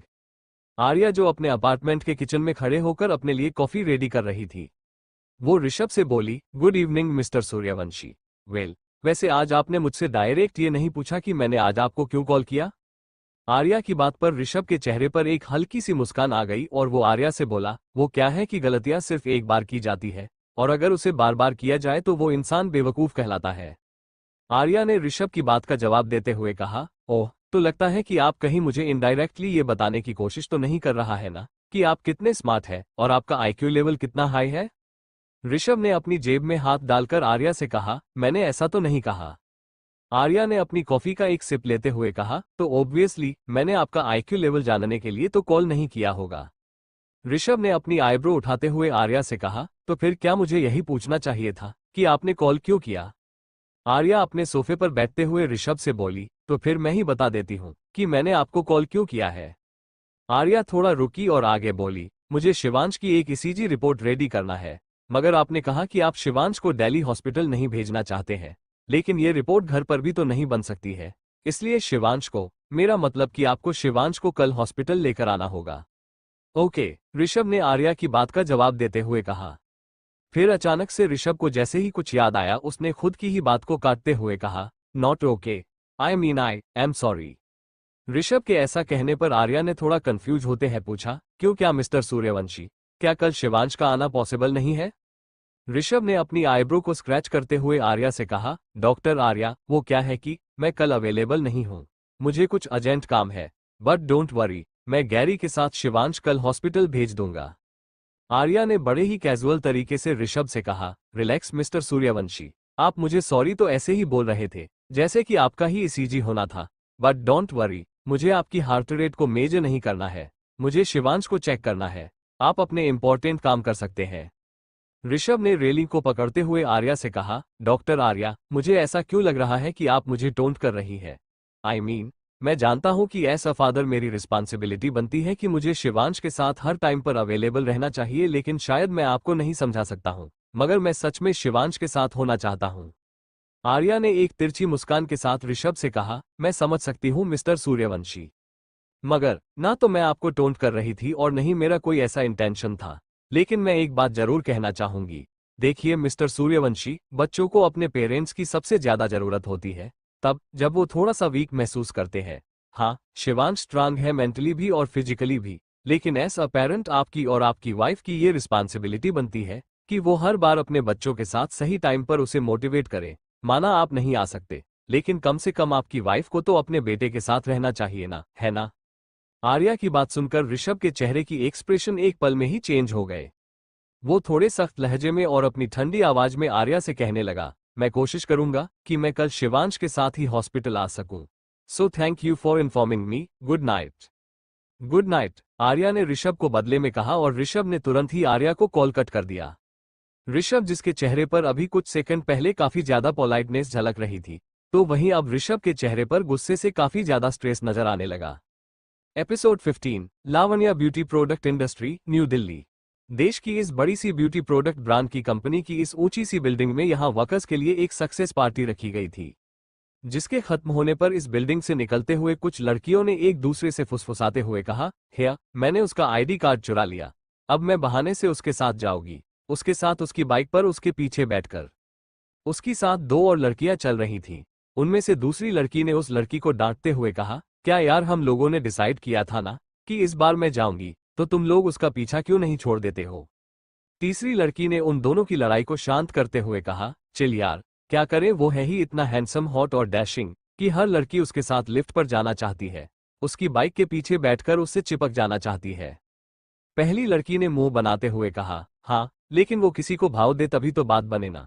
हम लोग तो बस ऐसे ही आपस में झगड़ते रहते हैं। मैंने तो तुमसे पहले भी कहा था कि इसकी जरूर कोई ना कोई गर्लफ्रेंड तो है, तभी तो ये हम में से किसी को भाव नहीं देता।" दूसरी लड़की ने उस पहली लड़की की बात काटते हुए कहा, "अरे तू चांस मारने में क्या जाता है, क्या पता किसी दिन हमारा नंबर ही लग जाए।" ये कहते हुए वो लड़की उन दोनों को एक आईडी कार्ड दिखाते हुए वहां से तुरंत चली गई। उसे जाते हुए देखकर वो दोनों लड़कियां बस अपना मुंह फाड़े उसे देखती रही गई। उस लड़की ने अपनी बाल ठीक किए और अपने कपड़ों को थोड़ा सा संभालते हुए वो एक लड़के के पास जा पहुंची, जो पार्किंग से अपनी बाइक पर रखा हुआ हेलमेट उठा रहा था। तकरीबन 6 फीट की हाइट, काली घने बाल, हल्की मोटी आईब्रो, तेज आंखें मगर स्टाइलिश चश्मे के पीछे छुपी हुई, तीखी नाक, तीखे होंठ और क्लीन शेप लुक और सिंपल पेंट शर्ट पहने वो लड़का काफी ज्यादा हैंडसम लग रहा था। उसके कंधे को थपथपाते हुए उस लड़की ने उसे आवाज लगाई, "रुद्र।" रुद्र अपनी आईब्रो उठाते हुए पलटा और उस लड़की को देखने लगा। उस लड़की ने एक हल्की सी मुस्कान देते हुए रुद्र से कहा, "ये तुम्हारा आईडी कार्ड, तुम भूल गए थे तो मैं ले आए।" रुद्र ने आईडी कार्ड को लेते हुए अपनी हस्की वॉइस में कहा, "ओह थैंक्स, लगता है ये आजकल कुछ ज्यादा ही खोने लगा है।" वो लड़की इस बात पर थोड़ा इतलाते हुए मुस्कुराई और बोली, "वैसे भी इसके बिना एंट्री भी कहाँ मिलती है ना?" रुद्र ने हाँ करते हुए अपना सिर हिलाया और वो अपनी बाइक पर बैठने लगा। तभी उस लड़की ने पीछे खड़ी अपनी फ्रेंड्स को देखकर हल्का सा इशारा किया और वो रुद्र से बोली, "अब रुद्र, क्या तुम घर जा रहे हो?" "हम।" रुद्र ने ऑफिस की बिल्डिंग की तरफ देखते हुए उस लड़की से कहा, "क्या हुआ, क्या पार्टी अभी खत्म नहीं हुई है?" "लेकिन मैंने तो खाना भी खा लिया, तुमने नहीं खाया?" वो लड़की फिर से इतलाते हुए थोड़ा मुस्कुराई और बोली, "तुम भी ना रुद्र, मेरे कहने का मतलब वो नहीं था। मेरा कहने का मतलब है कि इतनी रात हो गई है, तो क्या तुम मुझे लिफ्ट दे सकते हो? तुम सदर मार्केट की तरफ ही जा रहे हो ना, तो उधर तुम मुझे भी ड्रॉप कर देना।" रुद्र ने उस लड़की को हल्की सी मुस्कान देते हुए कहा, "आई एम सॉरी बट मैंने अब अपना घर चेंज कर दिया है। मैं उसके अपोजिट साइड में जाता हूँ। बाकी तुम चाहो तो मैं तुम्हें ऑटो या कैब भी करा सकता हूँ। हम।" रुद्र की ये बात सुनकर उस लड़की का मुंह उतर गया और रुद्र की तरफ एक नकली मुस्कान बनाते हुए बोली, "ओह नो, थैंक्स, मैं चली जाऊंगी। मुझे ये पता था कि तुमने अपना घर चेंज कर दिया है, पर कोई बात नहीं, तुम जाओ।" रुद्र ने अपना हेलमेट पहना और अपनी बाइक स्टार्ट करते हुए वो उस लड़की से बोला, "ओके बाय।" उस लड़की ने भी बेमन रुद्र से बाय कहा और रुद्र तुरंत अपनी बाइक को लेकर वहां से निकल गया। वो लड़की उसे जाते हुए देखकर बस गुस्से और फ्रस्ट्रेशन में अपने पैर पटकते ही रह गई। यहाँ रुद्र ने अपनी बाइक को बिल्डिंग के मेन गेट से बाहर निकलते हुए हल्की सी मुस्कान देकर खुद से कहा, "स्टूपिड गर्ल्स।" ये कहकर वो बिल्डिंग से बाहर चला गया।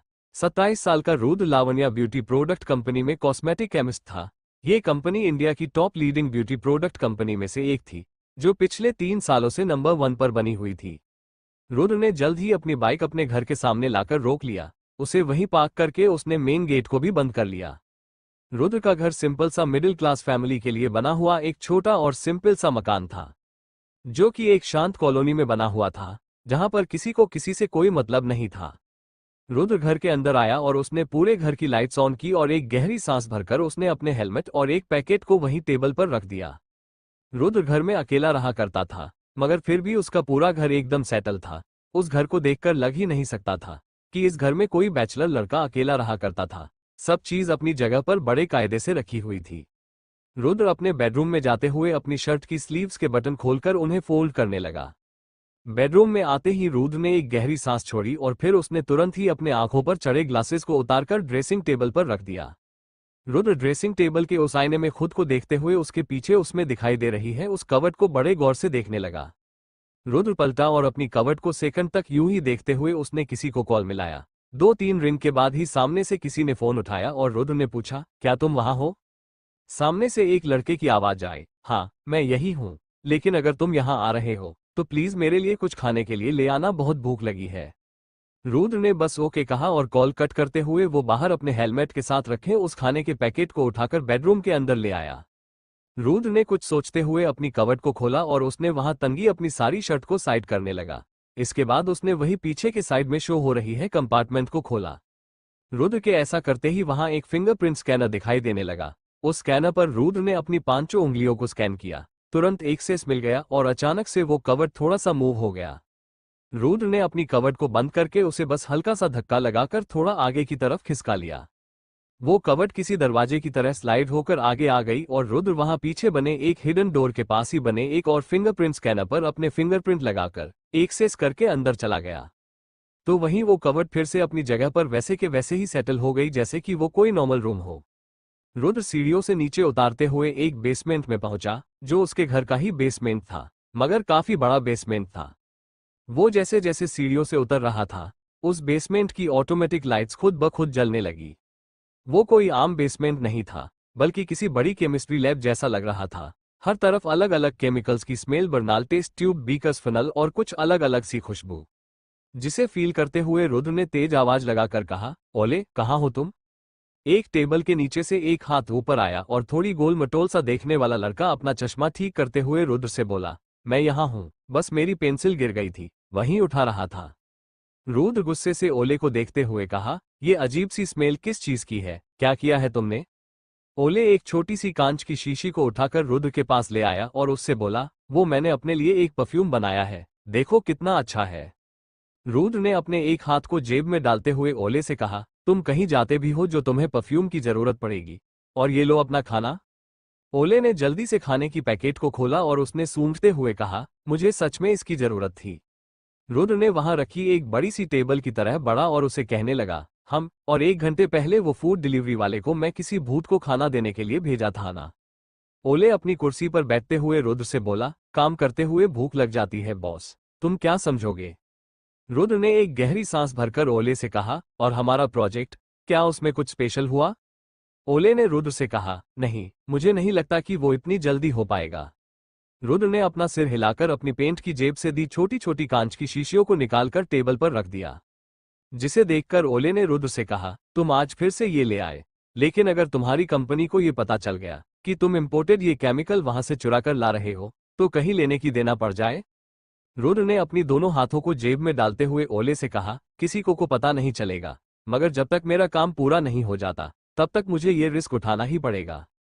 अगले दिन ऋषभ शिवांश के साथ अपनी कार में बैठा हुआ था। कार पूरी तेज रफ्तार से आगे बढ़े चले जा रही थी। उसके पास बैठे हुए शिवांश ने ऋषभ से पूछा, पापा क्या हम दादू को देने के लिए अस्पताल जा रहे हैं?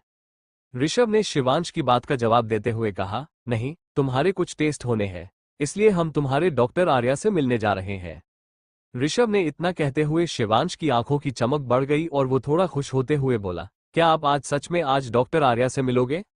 ऋषभ ने शिवांश के सिर पर हाथ फेरते हुए कहा, हाँ, आज मेरा मतलब है कि मैं तुम्हारी डॉक्टर आर्या से मिलकर ही रहूंगा, फिर चाहे कुछ भी हो जाए। लाइफलाइन हॉस्पिटल, यहाँ आर्या जो अपनी ड्यूटी फॉलो करते हुए अपने रेगुलर पेशेंट को चेक करके अपने केबिन के अंदर पहुंची और जाकर अपनी चेयर पर बैठ गई। उसने अपनी रिस्ट वॉच में टाइम देखते हुए कहा, अभी तक शिवांश को तो आ जाना चाहिए था, मगर अभी तक आया क्यों नहीं? इतना कहकर आर्या ने जैसे ही एक सांस भरी, तभी अचानक से दरवाजा खुला और नन्हा सा शिवांश आर्या के केबिन के अंदर मुस्कुराते हुए आ गया और बोला, good morning doctor Arya. Shivansh के चेहरे की मुस्कान और शिवांश को देखकर आर्या के चेहरे पर भी खुद ब खुद ही एक बड़ी सी मुस्कान आ गई। है गुड मॉर्निंग शिवांश। जैसे ही आर्या ने ये कहा, शिवांश उसे वहीं खड़े होते हुए देखकर बस मुस्कुराता रहा। आर्या ने शिवांश को देखा और ये नोटिस किया कि शिवांश के साथ आज कोई नहीं आया था। उसने दरवाजे की ओर देखते हुए शिवांश से पूछा, शिवांश क्या हुआ, आज तुम अकेले आए हो क्या? या फिर तुम्हारे पापा आज तुम्हारे साथ आए हैं या फिर कोई और आया है तुम्हारे साथ? शिवांश ने मुस्कुराते हुए अपना सिर हाँ में हिला दिया और पीछे दरवाजे की तरफ देखने लगा। आर्या, जिसे उस खाली पड़े कॉरिडोर में से किसी के तेज कदमों की आहट हो रही थी, वो उस बाहर की बड़े ध्यान से देखने लगी। और जैसे ही वो शख्स केबिन के दरवाजे के पास पहुंचा, उसे देखकर आर्या हैरान रह गई और बोली, तुम एपिसोड 16। आर्या बड़ी बेसब्री से उस दरवाजे के पार देख रही थी। हालांकि उस ऋषभ से मिलने में कोई दिलचस्पी नहीं थी, लेकिन कहीं ना कहीं वो देखना चाहती थी ऋषभ अपने बेटे के लिए कितना पजेसिव था। मगर जैसे ही कदमों की आहट खत्म हुई और वो आदमी आकर आर्या के सामने खड़ा हुआ, उसे देखकर आर्या हैरानी से बोली, तुम। सामने खड़े उस शख्स ने अपनी टाई को ठीक करते हुए आर्या से कहा, यस मैम, मैं। क्या हुआ मैम, क्या आप सर का वेट कर रही थी? वो क्या है कि सर? गैरी की बात को काटते हुए शिवांश ने आर्या से कहा, वो पापा को कोई इंपॉर्टेंट काम आ गया था, इसलिए उन्हें मुझे यहाँ ड्रॉप करके जाना पड़ा। आर्या ने गहरी सांस भरी और अपनी आईब्रो उठाते हुए बोली, ओके कोई बात नहीं, ठीक है तो चलो तुम्हारा चेकअप करके जो टेस्ट करने थे तुम्हारे वो टेस्ट कर लेते हैं, ओके। शिवांश ने हाँ में अपना सिर हिलाया और आर्या उसे एग्जामिन टेबल पर लेटाकर उसे हर बार की तरह चेक करने लगी। यहाँ ऋषभ की गाड़ी पूरी रफ्तार में आगे बढ़ी जा रही थी। तभी वो उसके ऑफिस के मेन गेट के सामने जाकर रुकी। उसके रुकते ही ऋषभ बिना देरी किए कार से उतरा। अजर सीधा बिल्डिंग के वीवीआईपी एंट्रेंस से होकर लिफ्ट में चढ़ गया। इस वक्त ऋषभ के तेज कदमों को और उसके चेहरे पर छाई स्ट्रेस को देखकर समझ आ रहा था कि वो अभी कितने गुस्से में था। वो बार बार अपने फोन में मैसेज चेक करके लिफ्ट में भी इधर उधर घूम रहा था। लिफ्ट जैसे ही बिल्डिंग के 14th फ्लोर पर पहुंची, उसके खुलते ही ऋषभ वहां उसके इंतजार में खड़े कुछ लोग हड़बड़ाते हुए उसे कहने लगी, सर हमें पता ही नहीं चला कि आखिर सर्वर कैसे हैक हुआ। हम खुद ये जानकर थोड़े हैरान हैं, लेकिन हमारी टेक्निकल टीम अपनी पूरी मेहनत कर रही है, इसलिए आप चिंता मत कीजिए। ऋषभ ने इस बात का कोई जवाब नहीं दिया और वो सीधा उस लॉबी से होते हुए बड़े से ऑफिस एरिया के अंदर जा पहुंचा, जहां ऑफिस का सारा टेक्निकल स्टाफ काफी ज्यादा परेशान लग रहा था। ऋषभ को देखकर वहां मौजूद सभी अपनी जगह पर खड़े हो गए और ऋषभ सीधा वहां के मेन केबिन की तरफ बढ़ गया, जहां कुछ सीनियर एक्सपर्ट कोड डिकोड करके सर्वर में आए प्रॉब्लम को सॉल्व करने की कोशिश कर रहे थे। ये सब क्या हो रहा है विनय? और वो भी तुम्हारे होते हुए ये सब कुछ कैसे हो सकता है? हाँ, पता नहीं सर, रात से सर्वर में कुछ प्रॉब्लम आ रही थी और आज सुबह वो पूरी तरह से ब्लॉक हो गया।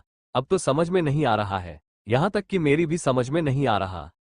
ऋषभ ने टेबल पर हाथ पटकते हुए विनय से कहा, मैं तुम्हें ना समझने के लिए पैसे देता हूं, नहीं ना, तो इसे अभी के अभी ठीक करो। विनय ने जवाब में ऋषभ से कहा, मैं पिछले 4 घंटे से लगा हुआ हूं सर, मैं बस अपनी कोशिश कर रहा हूं। ऋषभ ने सख्ती से कहा, मुझे कोशिश नहीं चाहिए, मुझे एग्जैक्ट प्रॉपर सॉल्यूशन चाहिए।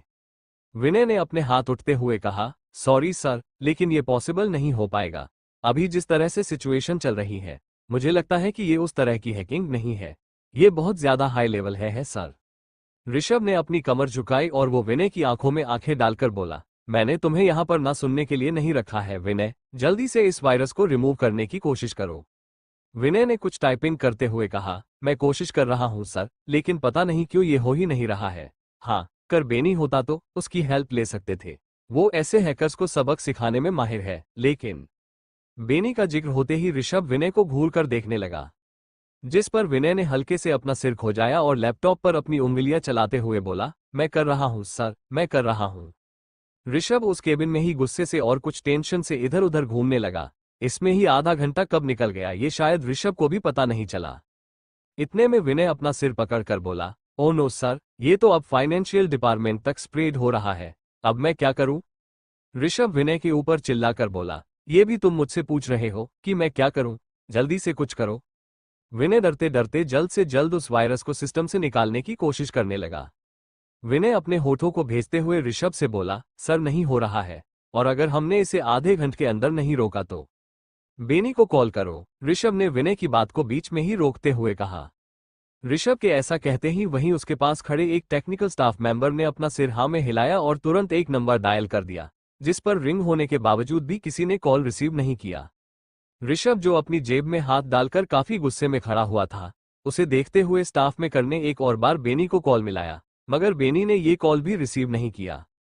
तीसरी कॉल पर लास्ट में जाकर बेनी ने कॉल उठाया, हेलो यार, कौन है, क्यों परेशान कर रहे हो? ओह चौधरी जी, ये आप है। देखिए चौधरी जी, ऋषभ सर ने मुझे उसकी कंपनी से लात मारकर निकाल दिया है, इसलिए अब मुझे उनकी कंपनी से और उनके एम्प्लॉय से कोई लेना देना नहीं रखना है। आप मुझे फोन करके क्यों परेशान कर रहे हैं? क्या काम है आपको? और अगर आपका फोन का डाटा हैंक हो गया ना, तो मैं आपकी इसमें भी कोई हेल्प नहीं करूंगा, क्योंकि आप बहुत केयरलेस है, इसलिए मैं आपका कोई काम नहीं करने वाला।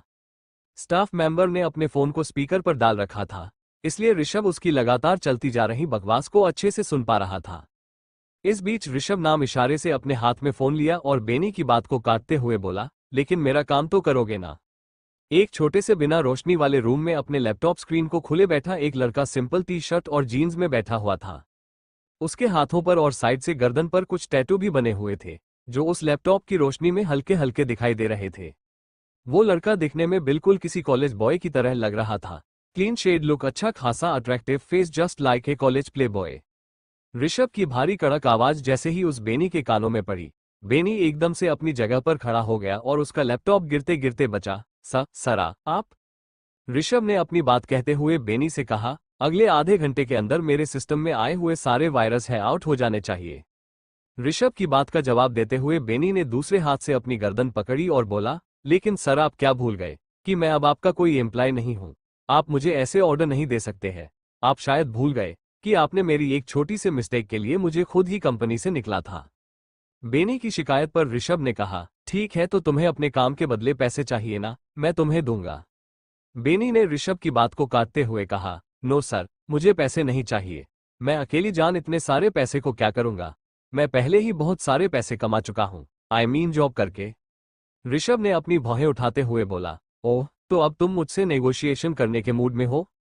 बेनी ने अपना हाथ उठाकर थोड़ा हंसते हुए ऋषभ से कहा, नो नो सर, मैं आपसे कैसे नेगोशिएशन करूंगा, लेकिन हाँ मेरी एक छोटी सी। क्या चाहिए तुम्हें? ऋषभ ने बेनी की बात पूरा होने से पहले ही काटा और आगे बोला, जल्दी बताओ, मेरे पास टाइम नहीं है। ऋषभ की बात के जवाब में बेनी ने कहा, हाँ तो मैं आपको वहीं भी कह रहा था कि सर मेरी बस एक छोटी सी रिक्वेस्ट है। मैं आपका ये काम तो कर दूंगा, और वो भी आधे घंटे में नहीं 20 मिनट में कर दूंगा, लेकिन आप बस मुझे मेरी जॉब वापस दे दो तो।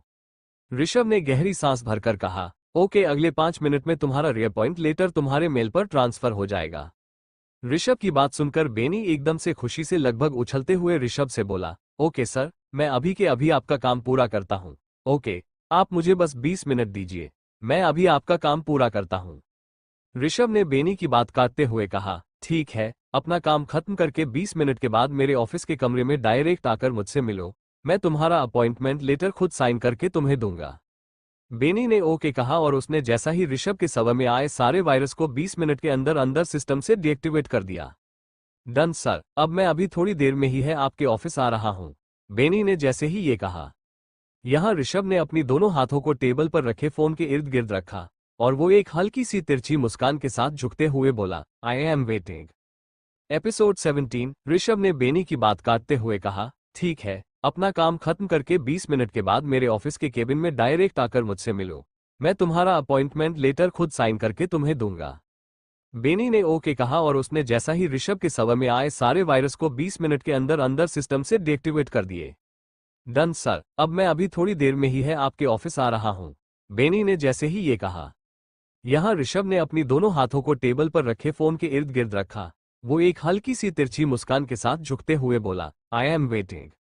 उसके इतना कहने के 20 मिनट के बाद ही बेनी की आपकी आवाज ऋषभ के केबिन में गूंजने लगी, आह सर, प्लीज सर छोड़ दीजिए, आह सर। ऋषभ ने बेनी की गर्दन को पकड़कर और उसके एक हाथ को उसकी कमर पर मरोड़कर उसके सिर को टेबल के ऊपर दबोच रखा था, जहां वो दर्द से करहा रहा था। सर मेरे हाथ का फ्रैक्चर हो जाएगा तो मैं आपकी कंपनी को कैसे संभाल लूंगा। सर प्लीज छोड़ दीजिए ना। आह, क्यों, कोई बात नहीं, क्योंकि अगर तुम्हारा ये हाथ टूट भी गया तो मेरी कंपनी में तुम्हारी कोई जरूरत ही नहीं रहेगी। बेनी ने दर्द से झटपटाते हुए ऋषभ से पूछा, लेकिन सर आप ऐसी बातें क्यों कर रहे हैं? मैं तो। ऋषभ ने बेनी की बात को काटते हुए कहा, तुमने तो मेरी हेल्प की है, सही कहा ना? यही तो कहना चाहते हो तुम, है ना? लेकिन तुम्हें ऐसा क्यों लगा कि तुम खुद ही वो जाल बुनकर ऋषभ नाम की सार्क को पकड़ सकते हो? हम। ऋषभ की बात को सुनकर बेनी हकलाने लगा, क्या क्या कह रहे हैं सर आप कौन से जाल की बात कर रहे हैं? ऋषभ थोड़ा नीचे झुका और बेनी से अपनी ठंडी आवाज में बोला, तुम शायद भूल गए हो कि तुम सबको बेवकूफ बना सकते हो लेकिन मुझे नहीं। मैं अच्छे से जानता हूं कि ये सारे हैकिंग का ड्रामा तुमने ही क्रिएट किया था और मेरे सिस्टम को हाईजैक करने वाले तुम ही थे। ऋषभ की बात सुनकर बेनी का तो गला ही सूख सा गया। वो ना तो अब ऋषभ को कोई जवाब दे पा रहा था और ना ही उसे अपनी सफाई में कुछ कह पा रहा। अपनी बात कहकर ऋषभ ने बेनी की गर्दन को छोड़ा और वो अपने कोट को ठीक करते हुए जाकर अपनी चेयर पर बैठ गया और बेनी को घूरने लगा। ये सब कुछ तो मुझे विनय की बात करने के तरीके से ही पता चल गया था, और इससे भी कि आखिर मेरे वर्ल्ड क्लास हाईटेक सिस्टम कौन हैक कर सकता है। फिर जब विनय ने तुम्हारा नाम लिया तब तो मुझे पूरा पक्का यकीन हो गया कि ये सब कुछ तुम्हारा और तुम्हारे प्यारे दोस्त विनय का प्लान किया हुआ कोई झूठ था, ताकि तुम अपनी जॉब पर वापस आ सको या फिर मुझे ब्लैकमेल कर सको, है ना? बेनी, जिसका गर्दन जो बुरी तरह से दर्द होकर रही थी, उसे झुकाकर और अपने कंधे को पकड़कर ऋषभ से कहा, इसमें विनय की कोई गलती नहीं है सर। आप मेरे लिए, मेरा मतलब है कि मेरे वजह से उसे जॉब से मत निकलिएगा प्लीज। ऋषभ ने टेबल पर अपनी उंगलियां टेप करते हुए अपना सिर हिलाया और बेनी से बोला, मैं अच्छे से जानता हूं कि विनय जैसे इंटेलिजेंट माइंड के अंदर इतना बड़ा गेम प्लानर वाला दिमाग नहीं आ सकता। ये सब तो तुम्हारा किया धरा है, इसलिए मैंने उसे छोड़ दिया। लेकिन अब मुझे ये समझ नहीं आ रहा है कि मैं तुम्हारा क्या करूं? बेनी ने अपनी धीमी सी आवाज में ऋषभ से कहा, आप मेरा दूसरा हाथ भी तोड़ लीजिए सर।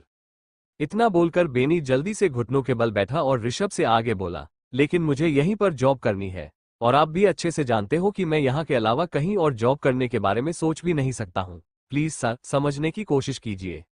बेनी के ये सब कहने के बाद उस केबिन में काफी देर तक के लिए एकदम सन्नाटा हो गया। ऋषभ अपनी आंखों को छोटा करके अपनी चेयर पर झूलाता रहा और साथ ही बेनी को यूं ही देखता रहा। उसके चेहरे पर कोई एक्सप्रेशन नहीं थे, जिस वजह से बेनी और भी ज्यादा कंफ्यूज होने लगा। क्या आप मुझे सच में जॉब पर नहीं रखने वाले सर? ऋषभ ने यूं ही बेनी को देखते हुए बस अपना सिर नामे हिला दिया, जिसे देखकर बेनी का मानो दिल ही टूट गया हो। वो एकदम से खड़े होते हुए किसी रूठे बच्चे की तरह बोला, ठीक है, तो फिर मैं जा रहा हूँ। मैं जा रहा हूँ सर, बाय। बेनी ये कहकर जा तो रहा था, लेकिन उसके कदमों की रफ्तार किसी कछुए से भी ज्यादा कम थी। ऋषभ बस यूं ही अपनी कुर्सी पर झुलाते हुए उसे देखता रह गया। उसके एक्सप्रेशन 1% भी चेंज नहीं हुए थे। बेनी कुछ सोचते हुए पलटा और ऋषभ से कहने लगा, रोक लीजिए सर, मुझे आपको मेरे जैसा काबिल आईटी एक्सपर्ट कहीं और नहीं मिलेगा, पूरे इंडिया में तो नहीं मिलेगा। ऋषभ अभी भी बस बेनी को एकटक देखते हुए अपनी कुर्सी को पैर के सहारे झुलाता रहा। इस बीच उसने ना तो बेनी को कोई रोकने का इशारा किया, न ही उससे कुछ कहा। हार मानकर बेनी धीरे धीरे ही सही मगर दरवाजे तक पहुंचा और उसने दरवाजा खोलकर एक नजर में ऋषभ की ओर देखा, जिसकी पोजीशन में अभी भी कोई फर्क नहीं आया था। ये देखकर बेनी सीधा बेमन उस केबिन से बाहर निकल गया। बेनी कॉरिडोर से निकलकर जाने लगा कि तभी ऋषभ की आवाज उसके कानों में पड़ी, कल सुबह से 9 o'clock, गॉट इट। ऋषभ ये कहते हुए तेज कदमों से लिफ्ट की ओर आगे बढ़ गया और बेनी की खुशी का तो ठिकाना ही नहीं रहा। इस वक्त तो उसे दुनिया का सबसे बड़ा तोहफा जो मिल गया था।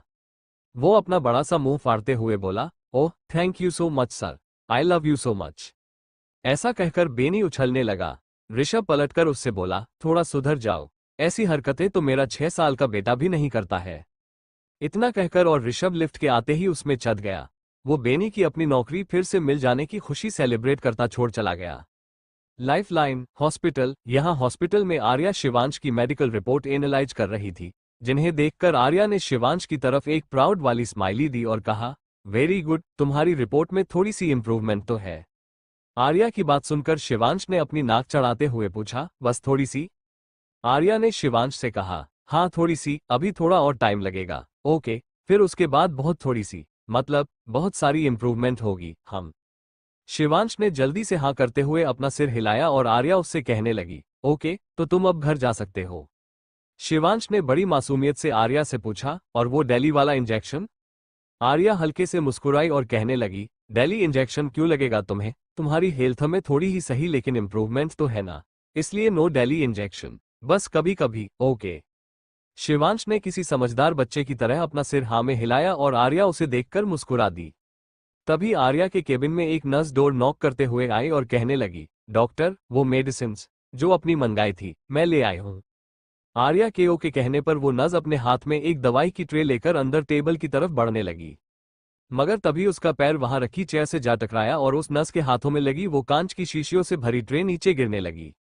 आर्या ने जब देखा कि वो दवाइयों की शीशियों शिवांश के ऊपर गिरने वाली थी, उसने तुरंत ही फुर्ती से उठकर उस ट्रे अपने हाथों में पकड़ लिया, मगर उनमें से एक छोटी कांच की शीशी शिवांश के पास आकर गिर गई। हे भगवान, ये क्या कर रही हो तुम? अभी ये सब शिवांश के ऊपर गिर जाता तो? आर्या ने जल्दी से उस ट्रे उस नर्स के हाथों में वापस दिया और वो शिवांश को वहां से उठाकर साइड करते हुए पूछने लगी, तुम्हें कोई चोट तो नहीं लगी ना? लगी है ना तुम्हें? अभी बताओ मुझे। हाँ। ऐसा करते हुए आर्या अपने घुटनों के बल बैठ गई और शिवांश को अच्छे से चेक करने लगी। गैरी भी ये देखकर थोड़ा घबरा गया था, मगर शिवांश ने अपना सिर हिलाकर आर्या से कहा, नो, मुझे कहीं नहीं लगी है, आपने मुझे बचा लिया ना।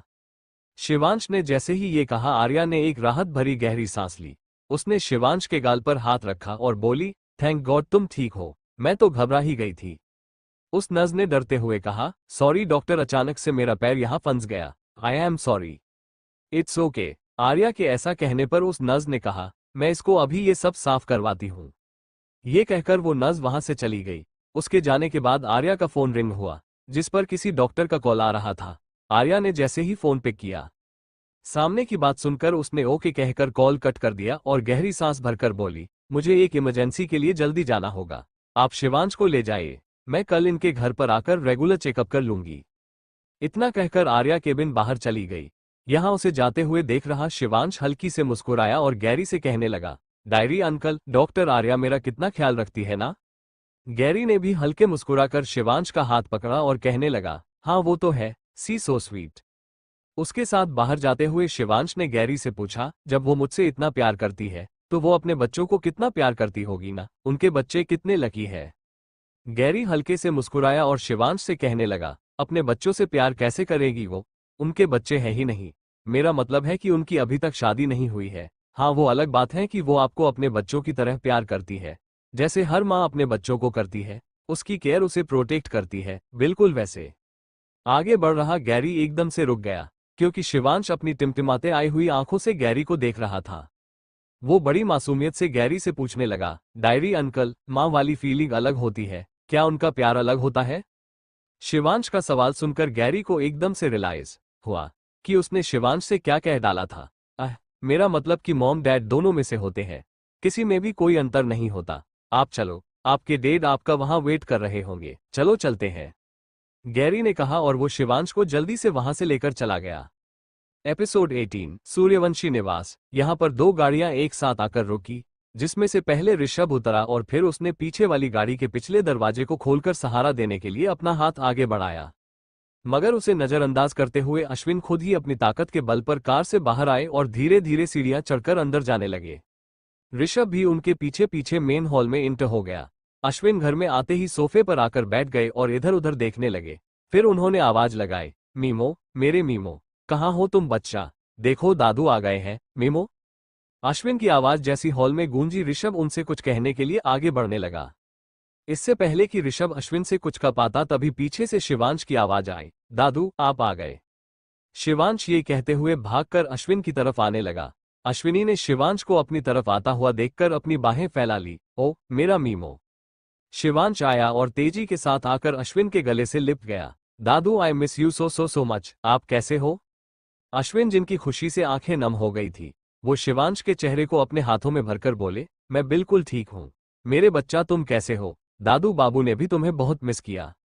शिवांश ने अपनी छोटे छोटे दांत दिखाते हुए अश्विन से कहा, नहीं but I miss you much more than you, Dadu I love you so much. Ashwini ने शिवांश के माथे को चूमा और फिर से उसे कसकर अपने गले से लगा लिया। अश्विन ने शिवांश की पीठ को थपथपाते हुए कहा, मेरा बच्चा, तुम्हारी याद में तो दादू बीमार हो गए। शिवांश ने जल्दी से अश्विन के हाथों को पकड़ते हुए कहा, आप मेरी याद में बीमार हो गए दादू, तब तो फिर मैं भी आपकी याद में बीमार हो गया होगा। अब सच में बहुत वीक लग रहे हो, वरना मेरे दादू ने बहुत हैंडसम है, लेकिन मुझे आपको ऐसे देखना बिल्कुल पसंद नहीं है, इसलिए आप जल्दी जल्दी ठीक हो जाओ और फिर से हैंडसम यंग दादू बन जाओ, क्योंकि मैं अब कहीं नहीं जाऊंगा, चाहे पापा मुझे जबरदस्ती भी लेकर जाने चाहे तब भी नहीं, मैं फिर भी नहीं जाऊंगा, ओके। अश्विन ने शिवांश की बातों पर उसके गाल को प्यार से पुचकारते हुए फिर से अपने गले से लगाकर खूब सारा प्यार करने लगे। यहां ऋषभ भी अपनी दोनों हाथों को जेब में डालकर उन दोनों को बड़े ध्यान से देख रहा था। हालांकि उसका चेहरा बिल्कुल एक्सप्रेशनलेस था, मगर उसकी आंखें बताने के लिए काफी थी कि कहीं ना कहीं शिवांश के साथ साथ अश्विन के चेहरे की मुस्कान देखकर वो खुद भी खुश था। दादू बुआ दादी नहीं आए, उन्होंने मुझे फोन पर बात की थी, वो कह रही थी कि वो आज सिंगापुर से आ जाएंगी। कहाँ है वो, उन्होंने मुझे चॉकलेट का प्रॉमिस किया था। शिवांश की बात का जवाब देते हुए ऋषभ ने कहा, बुआ जी आज नहीं आ पाएंगी, उनकी फ्लाइट आज कैंसिल हो चुकी है, इसलिए वो कल सुबह ही आएंगी, तो तुम उनसे कल मिल लेना। अब चलो, दादू को आराम करने दो और तुम भी रेस्ट करो। और तुमने कुछ खाया। ऋषभ की बात को सुनकर शिवांश ने जल्दी से अश्विन से पूछा, दादू आपने कुछ खाया नहीं होगा ना, चलो साथ में खाते हैं, मुझे बहुत जोरों से भूख लगी है, चलो हम सब आराम से बैठकर डिनर करते हैं। अश्विनी ने कंफ्यूज होते हुए शिवांश से पूछा, डिनर, लेकिन बेटा अभी तो शाम ही हुई है ना। शिवांश ने अश्विन का हाथ पकड़कर उन्हें उठाया और कहने लगा, अरे लेकिन मेरे लिए तो ये डिनर ही हुआ ना। ये सब खाने के बाद मेरे छोटे से टमी में और कितना खाना आएगा, इसलिए मैं रात का खाना भी अभी खा लूंगा। आप चलो मेरे साथ। पापा चलो, मुझे भूख लगी है। शिवांश ने एक हाथ से ऋषभ के हाथ को पकड़ा और दूसरे से अश्विन के हाथ को पकड़कर वो उन दोनों को डाइनिंग टेबल की तरफ ले जाने लगा। वो सभी एक साथ बैठकर अपना लंच और डिनर एंजॉय करने लगे। इस बीच उसने शिवांश ने अश्विन से और अश्विन ने शिवांश से खूब सारी बातचीत की। लेकिन ऋषभ या तो अपने फोन में आए अपने मैसेज और मेल्स चेक करता रहता या फिर शिवांश और अश्विन की आपस में चल रही बातों को बड़े ध्यान से सुनते हुए अपना लंच करता रहा। रात को शिवांश जल्दी से अपना आईपैड लेकर बेड आया और पेट के बल लेटते हुए आईपैड में कुछ कीवर्ड सर्च करने लगा, जिन्हें शिवांश बड़े ध्यान से पढ़ने लगा। Mom's touch is full of love, care, protection and warm feeling. Warm feeling, ये क्या होता है? ये पढ़ते हुए और अपना दिमाग लगाते हुए शिवांश अपना सिर खुजाने लगा। Green park restaurant. विजय ने आर्या को उसके हॉस्पिटल की शिफ्ट खत्म होने के बाद तुरंत ही पिक कर लिया था और वो उसे डिनर के लिए अपने साथ यहाँ होटल में ले आया। तो कैसा लगा तुम्हें ये सब कुछ? सब तुम्हारी पसंद का ही है ये। देखो ना, मैं तुम्हारी एक भी पसंद को अभी तक नहीं भूल पाया हूँ, भले ही मैं तुमसे 3 महीने दूर था। आर्या ने हल्का सा मुस्कुराकर पानी का एक घूंट भरते हुए बोली, हाँ वो तो है, खाना अच्छा है, थैंक यू। एक्सक्यूज मी, विजय ने आर्या को अपनी आंखें छोटी करके कहा और आगे बोला, ये क्या था? हाँ, आर्या ने कंफ्यूजन के साथ पूछा, क्या हुआ? विजय ने थोड़ा झुकते हुए आर्या से कहा, थैंक यू। वो किस लिए? आर्या ने टेबल पर रखे सारे खाने को देखकर कहा, खाने के लिए। विजय ने अपने हाथ में लगे चम्मच को प्लेट में छोड़ते हुए आर्या से कहा, तुम भूल गई हो क्या कि हम डेट पर आए हैं, और डेट पर ऐसे खाने के लिए कैसा थैंक यू? हम? आर्या एक बनावटी मुस्कान बनाते हुए बोली, ओह तो हम डेट पर आए हैं, सॉरी मुझे पता नहीं था। विजय ने अपने हाथों को टेबल पर रखा और आर्या से कहा, तो क्या तुम्हें डेट पर लाने से पहले मुझे बताना पड़ेगा कि हम डेट पर जा रहे हैं या किसी सिंपल डिनर के लिए जा रहे हैं? हम? आर्या इसके जवाब में बस हल्के से मुस्कुरा गई, लेकिन उसकी मुस्कान बताने के लिए काफी थी कि वो अभी कितनी ज्यादा इरिटेट हो रही थी, क्योंकि उसे शायद जोरों से भूख लगी थी और वो अपने सामने पड़ा हुआ सारा खाना खाना चाहती थी, लेकिन विजय की बात ही खत्म नहीं हो रही थी।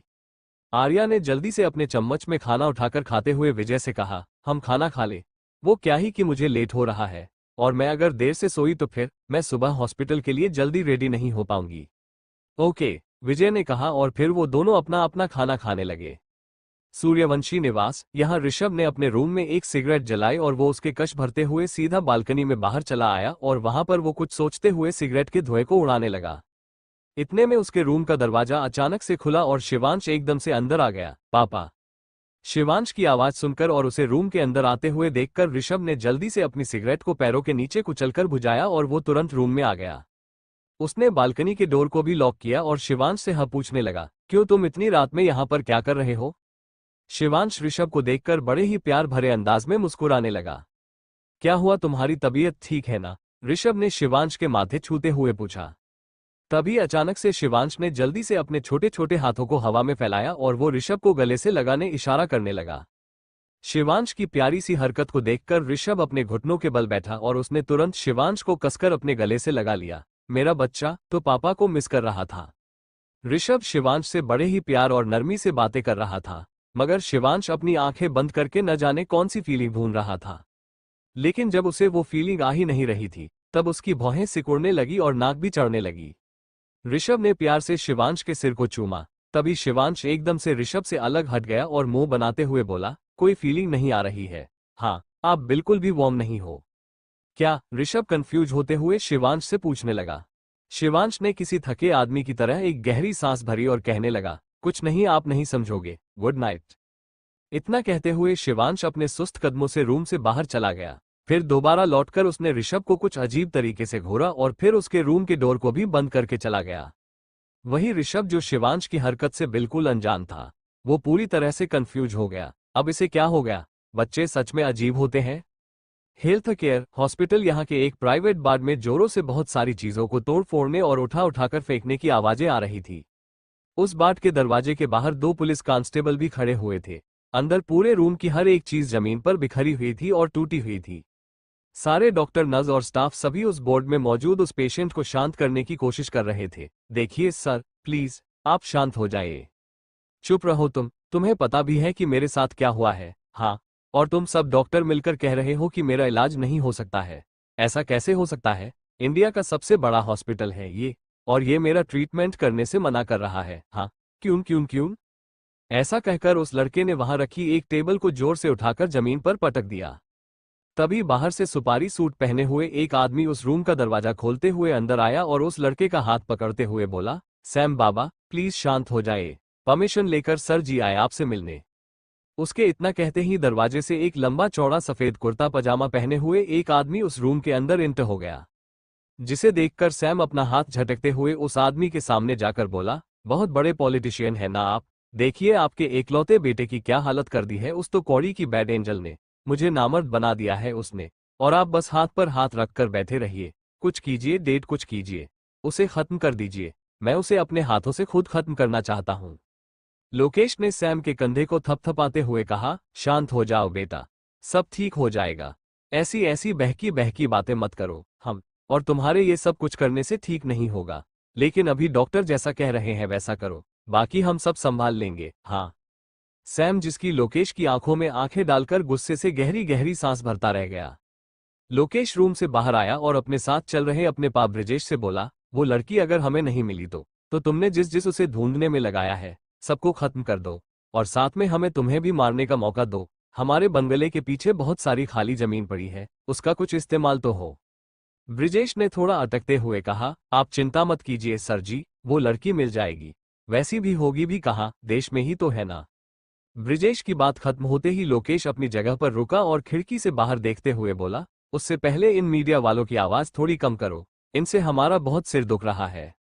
ओके सर जी, ब्रजेश ने ये कहकर अपना सिर हाँ में हिलाया और लोकेश हॉस्पिटल के बाहर उसके खिलाफ रिपोर्टिंग कर रहे रिपोर्टर्स को घूरते हुए वहां से चला गया।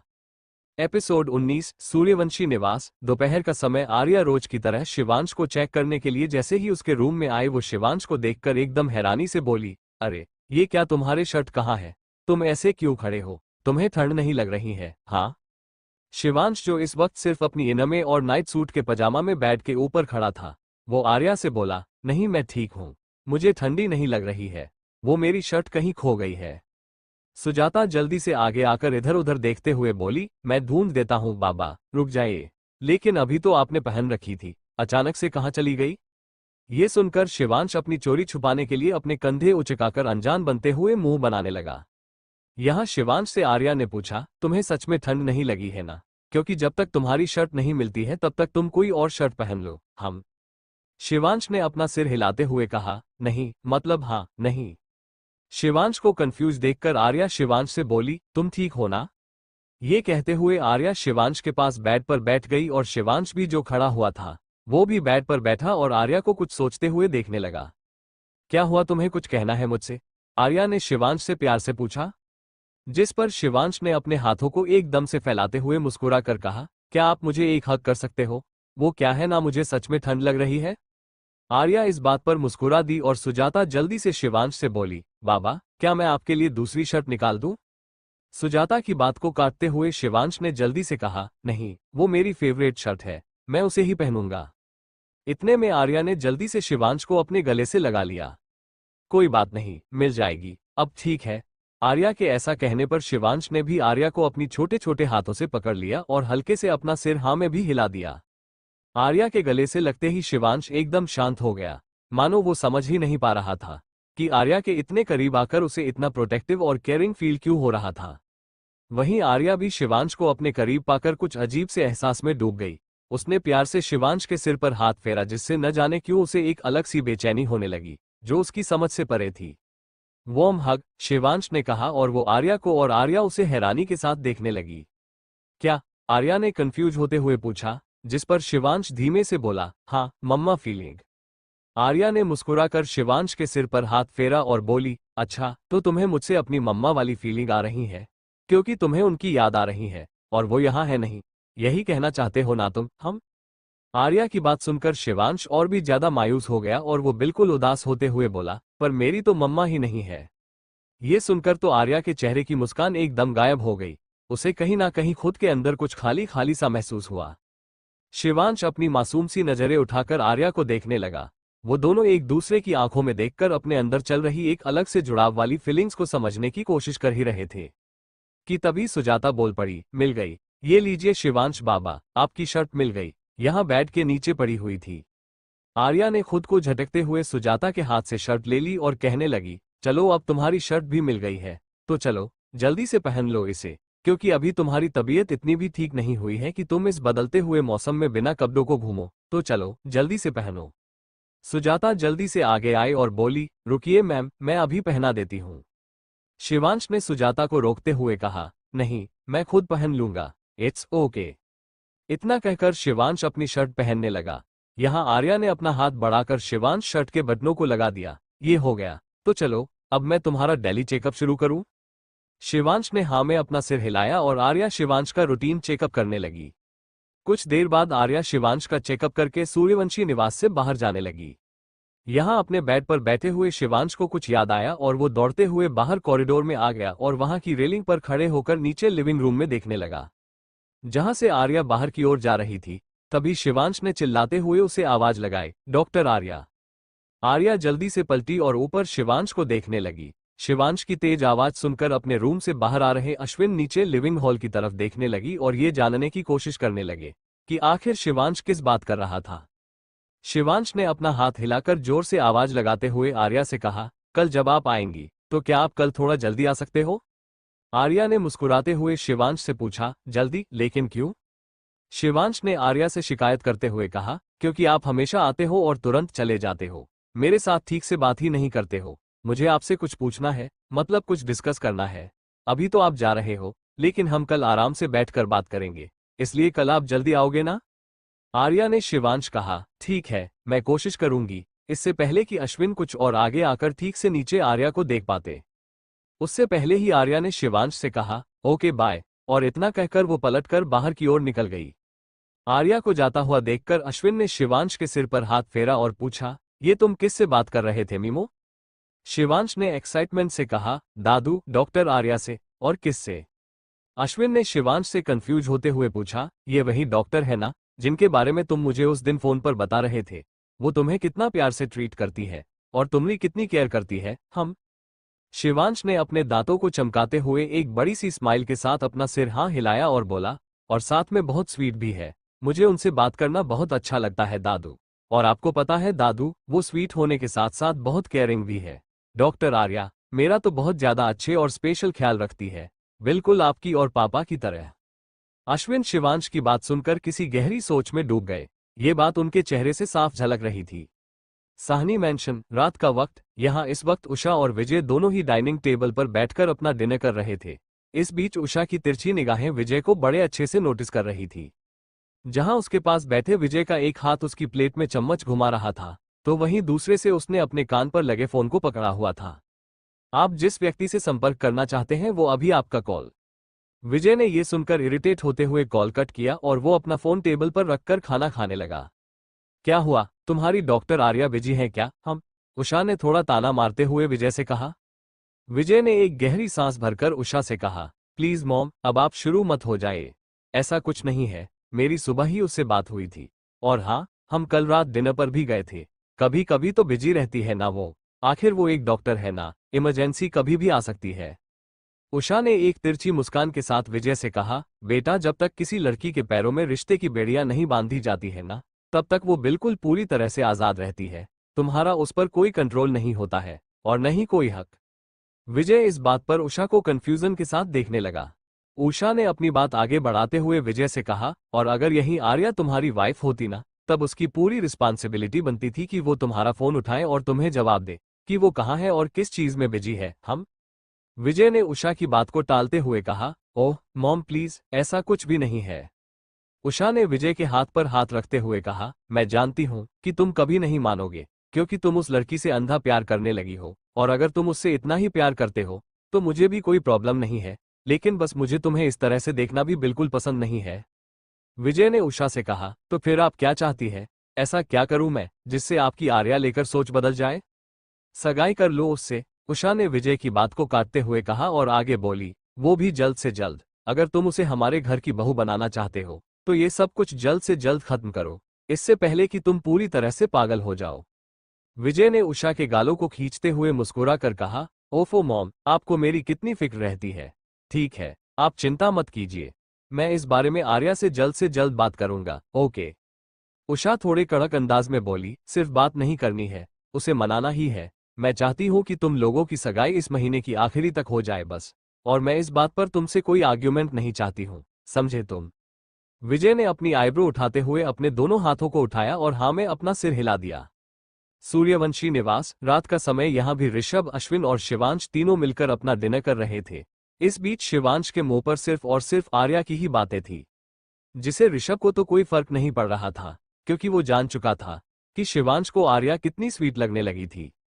मगर अश्विन के चेहरे पर कहीं ना कहीं कई सवाल उमड़ने लगे। इस वजह से वो ऋषभ को भी कई बार घूरकर देखने लगे और साथ ही शिवांश की बातें भी सुने जा रहे। डिनर खत्म होने के बाद रोज की ही तरह आज भी ऋषभ ने शिवांश उसकी मेडिसिन देकर जल्द ही सुला दिया। जैसे ही ऋषभ शिवांश के रूम से बाहर आया, देवकी वहां आए और ऋषभ से कहने लगी, सर, आपको बड़े सर बुला रहे हैं। ऋषभ थोड़ा कंफ्यूज हो गया, क्योंकि वो अच्छे से जानता था कि अश्विन और उसके बीच में ठीक से कब बातचीत हुई थी। ये तो शायद वो भी भूल चुका था। अश्विन ने उसे सामने से ऐसी कौन सी बात करने के लिए बुलाया था। इसी कंफ्यूजन में ऋषभ मेन हॉल में जा पहुंचा, जहां अश्विन थोड़ी नाराजगी और गुस्सा लिए ऋषभ का इंतजार कर रहे थे। क्या आपने मुझे बुलाया? ऋषभ के ऐसा पूछने पर अश्विन ने उसे हाथ से इशारा करके अपने सामने बैठने के लिए कहा। ऋषभ के बैठते ही अश्विन कुछ सेकंड तक उसे यूं ही अपनी ठंडी आंखों से घूरने लगे। ऋषभ बड़ी ही खामोशी से समझने की कोशिश कर रहा था कि आखिर अश्विन को उससे क्या कहना था। तभी अश्विन ने अपनी चुप्पी तोड़ते हुए ऋषभ से कहा, डॉक्टर आर्या, यही नाम है ना उस लड़की का? आर्या का नाम सुनकर ऋषभ थोड़ा चौंका और बोला, क्या आप शिवांश की डॉक्टर के बारे में बात कर रहे हैं? अश्विन ने हाँ में अपना सिर हिलाया और कहने लगे, कौन है वो लड़की? क्या तुम उसे पर्सनली जानते हो? एपिसोड 20। ऋषभ अश्विन की बात सुनकर ठीक से कुछ समझ नहीं पाया। उसने अश्विन की बात का जवाब देते हुए कहा, इसमें पर्सनली जानने वाली बात कौन सी है? डॉक्टर है, आई मीन बहुत अच्छी डॉक्टर है। उन्होंने कुछ ही दिनों में शिवांश का काफी अच्छे से ट्रीटमेंट किया है। और अश्विन ने ऋषभ की बात को काटते हुए कहा, मेरा सवाल अभी पूरा नहीं हुआ है। ऋषभ एकदम से चुप हो गया और अश्विन आगे बोले, मैं ये कहना चाहता हूं कि तुमने बचपन से लेकर आज तक शिवांश के मामले में कोई भी लापरवाही नहीं की है। किसी भी अनजान शख्स को उसके करीब तक नहीं आने दिया, ये सोच करके कि शायद कोई उसे नुकसान पहुंचा सकता है या शिवांश को उस अनजान खतरा हो सकता है। फिर तुमने उस लड़की की पूरी डिटेल ना निकलवा कर उसे शिवांश के साथ इतना ज्यादा घुलने मिलने की परमिशन क्यों दे दी कि हर वक्त शिवांश के मुंह पर बस उस लड़की का ही नाम रहता है? हो। अश्विन की बात पर ऋषभ भी पूरी तरह से कंफ्यूज हो गया। क्या मतलब है आपका, और आप कहना क्या चाहते हैं? अश्विन ने एक गहरी सांस भरी और ऋषभ से बोले, क्या तुमने कभी अपने बेटे को ठीक से नोटिस भी किया है, या फिर हमेशा अपनी बिजनेस की दुनिया में रेस लगाते लगाते इतने बिजी हो गए कि क्या आप धीरे धीरे अपने बेटे को भी भूलने लगे हो? अश्विन थोड़ा रुके और आगे बोले, जरा ध्यान से देखो और सोचो कि जिस लड़के को अपने आसपास अनजान लोगों की भीड़ बिल्कुल भी पसंद नहीं है, उसे अचानक से एक डॉक्टर कैसी पसंद आने लगी है। शिवांश को देखकर ऐसा लगता है मानो वो उस लड़की को कुछ हफ्तों से नहीं बल्कि कई सालों से जानता है। ऐसा क्या है उस लड़की में? अब तुम कहोगे कि वो बहुत स्वीट है, हम्बल है और बहुत ही अच्छी लड़की है। अश्विन ने गुस्से से जमीन को घूरा, आगे बोले, पर ये सब मुझे मत बताना। आजकल की ये अच्छी लड़कियां बस बाहर से अच्छी होती है और अच्छे से अच्छा होने नाटक कर लेती है। अरे, वो लड़की हमारे शिवांश को बहला रही है। तुम इतने नासमझ कैसे हो सकते हो? तुम अच्छे से जानते हो कि तुम्हारे लिए लाखों लड़कियां लाइन लगाकर खड़ी, लेकिन तुम्हारी शर्त है सिर्फ एक, तुम्हारे बेटे की खुशी। तो बस वो लड़की वही पूरा कर रही है। समझो जरा, पैसे के लिए कोई कुछ भी कर सकता है। बस ये एक लाइन, पैसे के लिए कोई कुछ भी कर सकता, ये ऋषभ के दिमाग में बार बार घूमने लगी और उसने अपनी मुट्ठियां कस ली, क्योंकि कहीं ना कहीं अब उसे भी अश्विन की ये बात खटकने लगी। अश्विनी ऋषभ से आगे और भी बहुत कुछ कहा था, लेकिन ऋषभ के दिमाग में आर्या की आवाज, उसके बात करने का तरीका और साथ ही शिवांश के बिहेवियर में आया इतना सारा चेंज, ये सब कुछ वो अपने दिमाग में जोड़कर समझने की कोशिश करने लगा। ऋषभ एकदम से खड़ा हुआ और अश्विन से बोला, ठीक है, डॉक्टर आर्या के बारे में मैं सारी इन्फॉर्मेशन निकाल लूंगा, और उससे पहले मैं खुद उनसे मिलकर उनके बारे में जानने की कोशिश करूंगा, और अगर ऐसा कुछ है तो मुझसे बुरा कोई नहीं होगा। Blue ocean apartment. यहां आर्या अपनी बलकानी की रेलिंग को पकड़े वहां चल रही तेज हवा को अपने चेहरे पर महसूस कर रही थी, जिसमें उसके खुले बाल और उसकी नी लेंथ की नाइटी का रॉब भी हवा में उड़ रहा था। आर्या को देखकर पता चल रहा था कि उसके चेहरे पर भले एक खामोशी हो, मगर उसके मन में बहुत कुछ चल रहा था। आर्या को रह रहकर शिवांश की वही बात बार बार याद आ रही थी, पर मेरी मम्मा तो है ही नहीं। ये बात आर्या के दिमाग में जैसे घर कर गई थी और निकलने का नाम ही नहीं ले रही थी। बेचारा बच्चा, उसकी माँ इस दुनिया में है ही नहीं। आर्या ने ये कहते हुए कुछ सोचा और आगे बोली, इसीलिए उस दिन फोन पर मिस्टर सूर्यवंशी अपनी वाइफ के नाम पर भी कुछ नहीं बोले थे। मैं भी ना, मुझे थोड़ा सा सोच समझकर किसी से सवाल जवाब करना चाहिए। कितना हर्ट हुआ होगा उन दोनों को। आर्या ने एक गहरी सांस भरी और ऊपर आसमान को देखकर वो खुद से कहने लगी, मुझे शिवांश के सामने उसकी माँ का जिक्र करना ही नहीं चाहिए था। पता नहीं वो अभी ठीक भी होगा या नहीं, कहीं मेरी वजह से और ज्यादा परेशान ना हो जाए। आर्या को शिवांश की फिक्र हो रही थी, तो वही उसका खिलखिलाता हुआ चेहरा और उसकी मासूम बातें भी आर्या की आंखों के सामने बार बार आने लगा, जिस वजह से आर्या खुद ब खुद मुस्कुराने लगी। ये बात शायद उसे भी पता नहीं चली। सूर्यवंशी निवास, यहाँ ऋषभ जो काफी ज्यादा फ्रस्ट्रेटेड लग रहा था, उसने अपने रूम की तरफ बढ़ते हुए फोन पर कहा, नींद से जाग जाओ गैरी, और मुझे अभी के अभी तुम्हारे पास डॉक्टर आर्या की जितनी सारी इन्फॉर्मेशन है वो सेंड करो। गैरी, जो शायद ऋषभ की आवाज सुनकर नींद से एकदम से जगा था, वो ऋषभ से बोला, लेकिन सर, डॉक्टर आर्या की सारी इन्फॉर्मेशन तो मैंने आपको पहले बता दी थी। ऐसा क्या हो गया जो आपको आधी रात में डॉक्टर आर्या की इन्फॉर्मेशन चाहिए? ऋषभ अपने रूम में आया और दरवाजा लॉक करते हुए गैरी से बोला, मैंने कहा ना, मैं जितना कह रहा हूं उतना करो। तुम्हारे पास डॉक्टर आर्या की इन्फॉर्मेशन से जुड़ा जितना भी डाटा अवेलेबल है, मुझे सेंड करो। Right now, got it. Rishabh ने कॉल कट किया और वो अपना लैपटॉप खोलकर तुरंत सोफे पर बैठ गया। ऋषभ गैरी के मेल का वेट करने लगा, जो कुछ ही सेकंड की देरी के बाद आ भी गया। गैरी ने ऋषभ को एक पीडीएफ फाइल सेंड की थी, जिसमें आर्या की सारी इन्फॉर्मेशन थी, जो वो ऋषभ को पहले भी दिखाना चाहता था, लेकिन ऋषभ ने उसे देखने से मना कर दिया था। ऋषभ ने उस पीडीएफ फाइल को खोला और वो आर्या के बारे में सारी इन्फॉर्मेशन पढ़ने लगा। उस इन्फॉर्मेशन के साथ आर्या का एक फोटो भी अटैच था, जो ऋषभ के स्क्रॉल करने पर धीरे धीरे ऊपर आने लगा। जैसे जैसे ऋषभ उस फोटो को स्क्रॉल कर रहा था, वैसे वैसे आर्या की गहरी भूरी आंखें ऋषभ को दिखाई देने लगी, जिन्हें देखकर ऋषभ को ऐसा लग रहा था मानो आर्या की आंखें लैपटॉप की स्क्रीन को चीरते हुए ऋषभ को ही देख रही थी। ऋषभ ने जैसे ही उस फोटो को पूरा देखने के लिए स्क्रॉल किया, उसकी आंखें एकदम से सिकुड़ गई। ये क्या है? ऋषभ ने तुरंत गैरी को कॉल मिलाया। उसके फोन उठाते ही ऋषभ झल्लाते हुए बोला, ये क्या है गैरी? इसमें डॉक्टर आर्या की कोई फोटो है ही नहीं। गैरी कंफ्यूजन के साथ कहने लगा, डॉक्टर आर्या की फोटो? बट सर, फाइल में एक फोटो अटैच है, आप ठीक से देखिए, सबसे लास्ट स्लाइड में। ऋषभ अपने दांत पीसते हुए लैपटॉप स्क्रीन को घूरा और वो गैरी से कहने लगा, हाँ, इसमें फोटो है, लेकिन इस फोटो में मास्क लगा हुआ है। इसमें सिर्फ डॉक्टर आर्या की आंखें दिख रही है। गैरी ने एक बार फिर से कंफ्यूज होते हुए कहा, लेकिन सर, अभी आपने कहा था कि आपको उनकी इन्फॉर्मेशन चाहिए। इस फाइल में उनकी A to Z इन्फॉर्मेशन है। हाँ, इंटरनेट पर उनका कोई फोटो नहीं है। हॉस्पिटल की वेबसाइट पर भी उनका यही एक फोटो था, जिसमें सर्जिकल मास्क हुआ है। वो क्या है कि डॉक्टर आर्या फेमस होने में ज्यादा बिलीव नहीं रखती, इसलिए इंटरनेट पर उनकी कोई फोटो अवेलेबल नहीं है। और फिर इससे पहले कि गैरी कुछ और बोल पाता, उससे पहले ही ऋषभ ने तुरंत उसकी कॉल कट कर दिया। ऋषभ लैपटॉप स्क्रीन में दिखाई दे रही सर्जिकल मास्क पहने हुई आर्या की आंखों को घूरने लगा। कोई बात नहीं, अब कल तुमसे पर्सनली मुलाकात करनी ही होगी।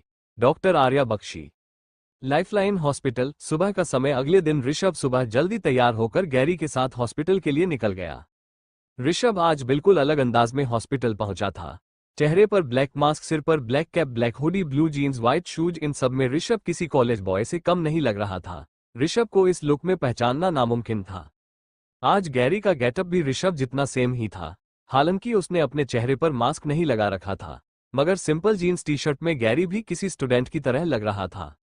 वैसे तो ऋषभ आर्या से अपने घर पर भी मिल सकता था, मगर शिवांश उससे काफी ज्यादा अटैच हो गया था। ऋषभ शिवांश के समाने कोई ड्रामा क्रिएट नहीं करना चाहता था, इसलिए उसने हॉस्पिटल में आकर ही आर्या से फेस टू फेस मिलने का फैसला किया। ऋषभ जल्द ही आर्या के केबिन में उसका वेट करने लगा। आर्या अपने रेगुलर पेशेंट को चेक करने के लिए राउंड पर गई थी। इधर उसके केबिन में बैठे हुए ऋषभ का फोन रिंग होने लगा। उसे रिसीव करके ऋषभ अपनी किसी बिजनेस डील के बारे में बात करने लगा। उसके कॉल कट करते ही उसके पास खड़ा गैरी ऋषभ से कहने लगा, सर, मुझे लगता है कि आपको इस तरह से यहाँ पर डॉक्टर आर्या का वेट नहीं करना चाहिए। I mean, आप चिंता मत कीजिए, मैं उन्हें हमारे ऑफिस में बुला लूंगा, वो आ जाएंगी। अब काफी टाइम हो गया है, मुझे नहीं लगता है कि वो अभी आ भी पाएंगी। शायद उन्हें कोई इमरजेंसी हो, और आपने उन्हें बताया भी नहीं है कि आप यहाँ आए हुए हैं। कम से कम उन्हें एक मैसेज तो सेंड कर दीजिए, ताकि वो कुछ जल्दी आ जाए। ऋषभ ने गैरी की बात को बीच में काटते हुए अपना हाथ दिखाकर उसे चुप करा दिया। जिससे गैरी एकदम शांत होकर अपनी जगह पर खड़ा हो गया। कुछ देर तक ऋषभ ने भी आर्या का थोड़ा और वेट किया। फिर जब 1 घंटे से भी ऊपर का समय बीत गया, तब ऋषभ गुस्से में उठा सीधा केबिन से बाहर निकल गया।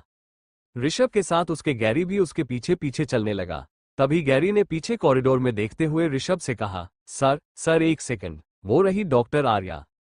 गैरी के ऐसा कहते ही ऋषभ की नजरें गैरी की हाथ के इशारे का पीछा करते हुए पलटकर उसे देखने लगी। वहां पीछे थोड़ी दूरी पर एक लाइट ग्रीन कलर की साड़ी पहने खड़ी आर्या अपने किसी साथी डॉक्टर से एक रिपोर्ट को हाथ में लेकर कुछ डिस्कशन कर रही थी।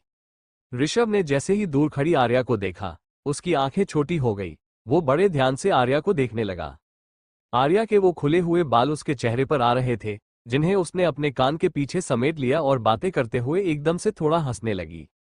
ऋषभ आर्या के उस खूबसूरत से चेहरे में कहीं खोसा गया और वो आर्या को एक एक इंच देखने लगा।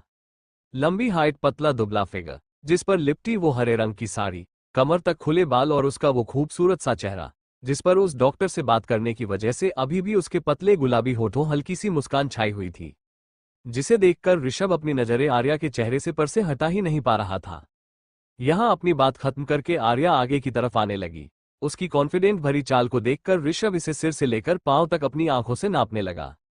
आर्या ने अपने फोन में कुछ चेक किया और वो अपनी केबिन की तरफ बढ़ने की बजाय सीधा लिफ्ट के बटन को दबाकर उसके आते ही उसमें चली गई। उसके जाने के बाद ऋषभ, जो आर्या की एक ही झलक से पूरी तरह से अट्रैक्ट हो चुका था, उसका ध्यान गैरी की आवाज में तोड़ा, सर, डॉक्टर आर्या तो गई, अब क्या करें? ऋषभ ने अपना गला खराशते हुए एक गहरी सांस भरी और अपनी दोनों हाथों को जेब में डालकर बोला, कोई बात नहीं, हम उनसे किसी और दिन मिल लेंगे, अभी हमें मीटिंग के लिए जाना चाहिए, चलो। ऋषभ ने इतना कहा और अपनी ग्लासेस को आंखों में लगाकर वो भी वहां से जाने लगा। सूर्यवंशी निवास, यहां आर्या, जैसा कि उसने शिवांश से कहा था कि वो कल शिवांश का चेकअप करने जल्द ही आ गई, इसलिए वो वहां थोड़ा जल्दी पहुंच गई। शिवांश लिविंग हॉल में बैठकर अपनी रूबिक क्यूब सॉल्व करने की कोशिश कर रहा था।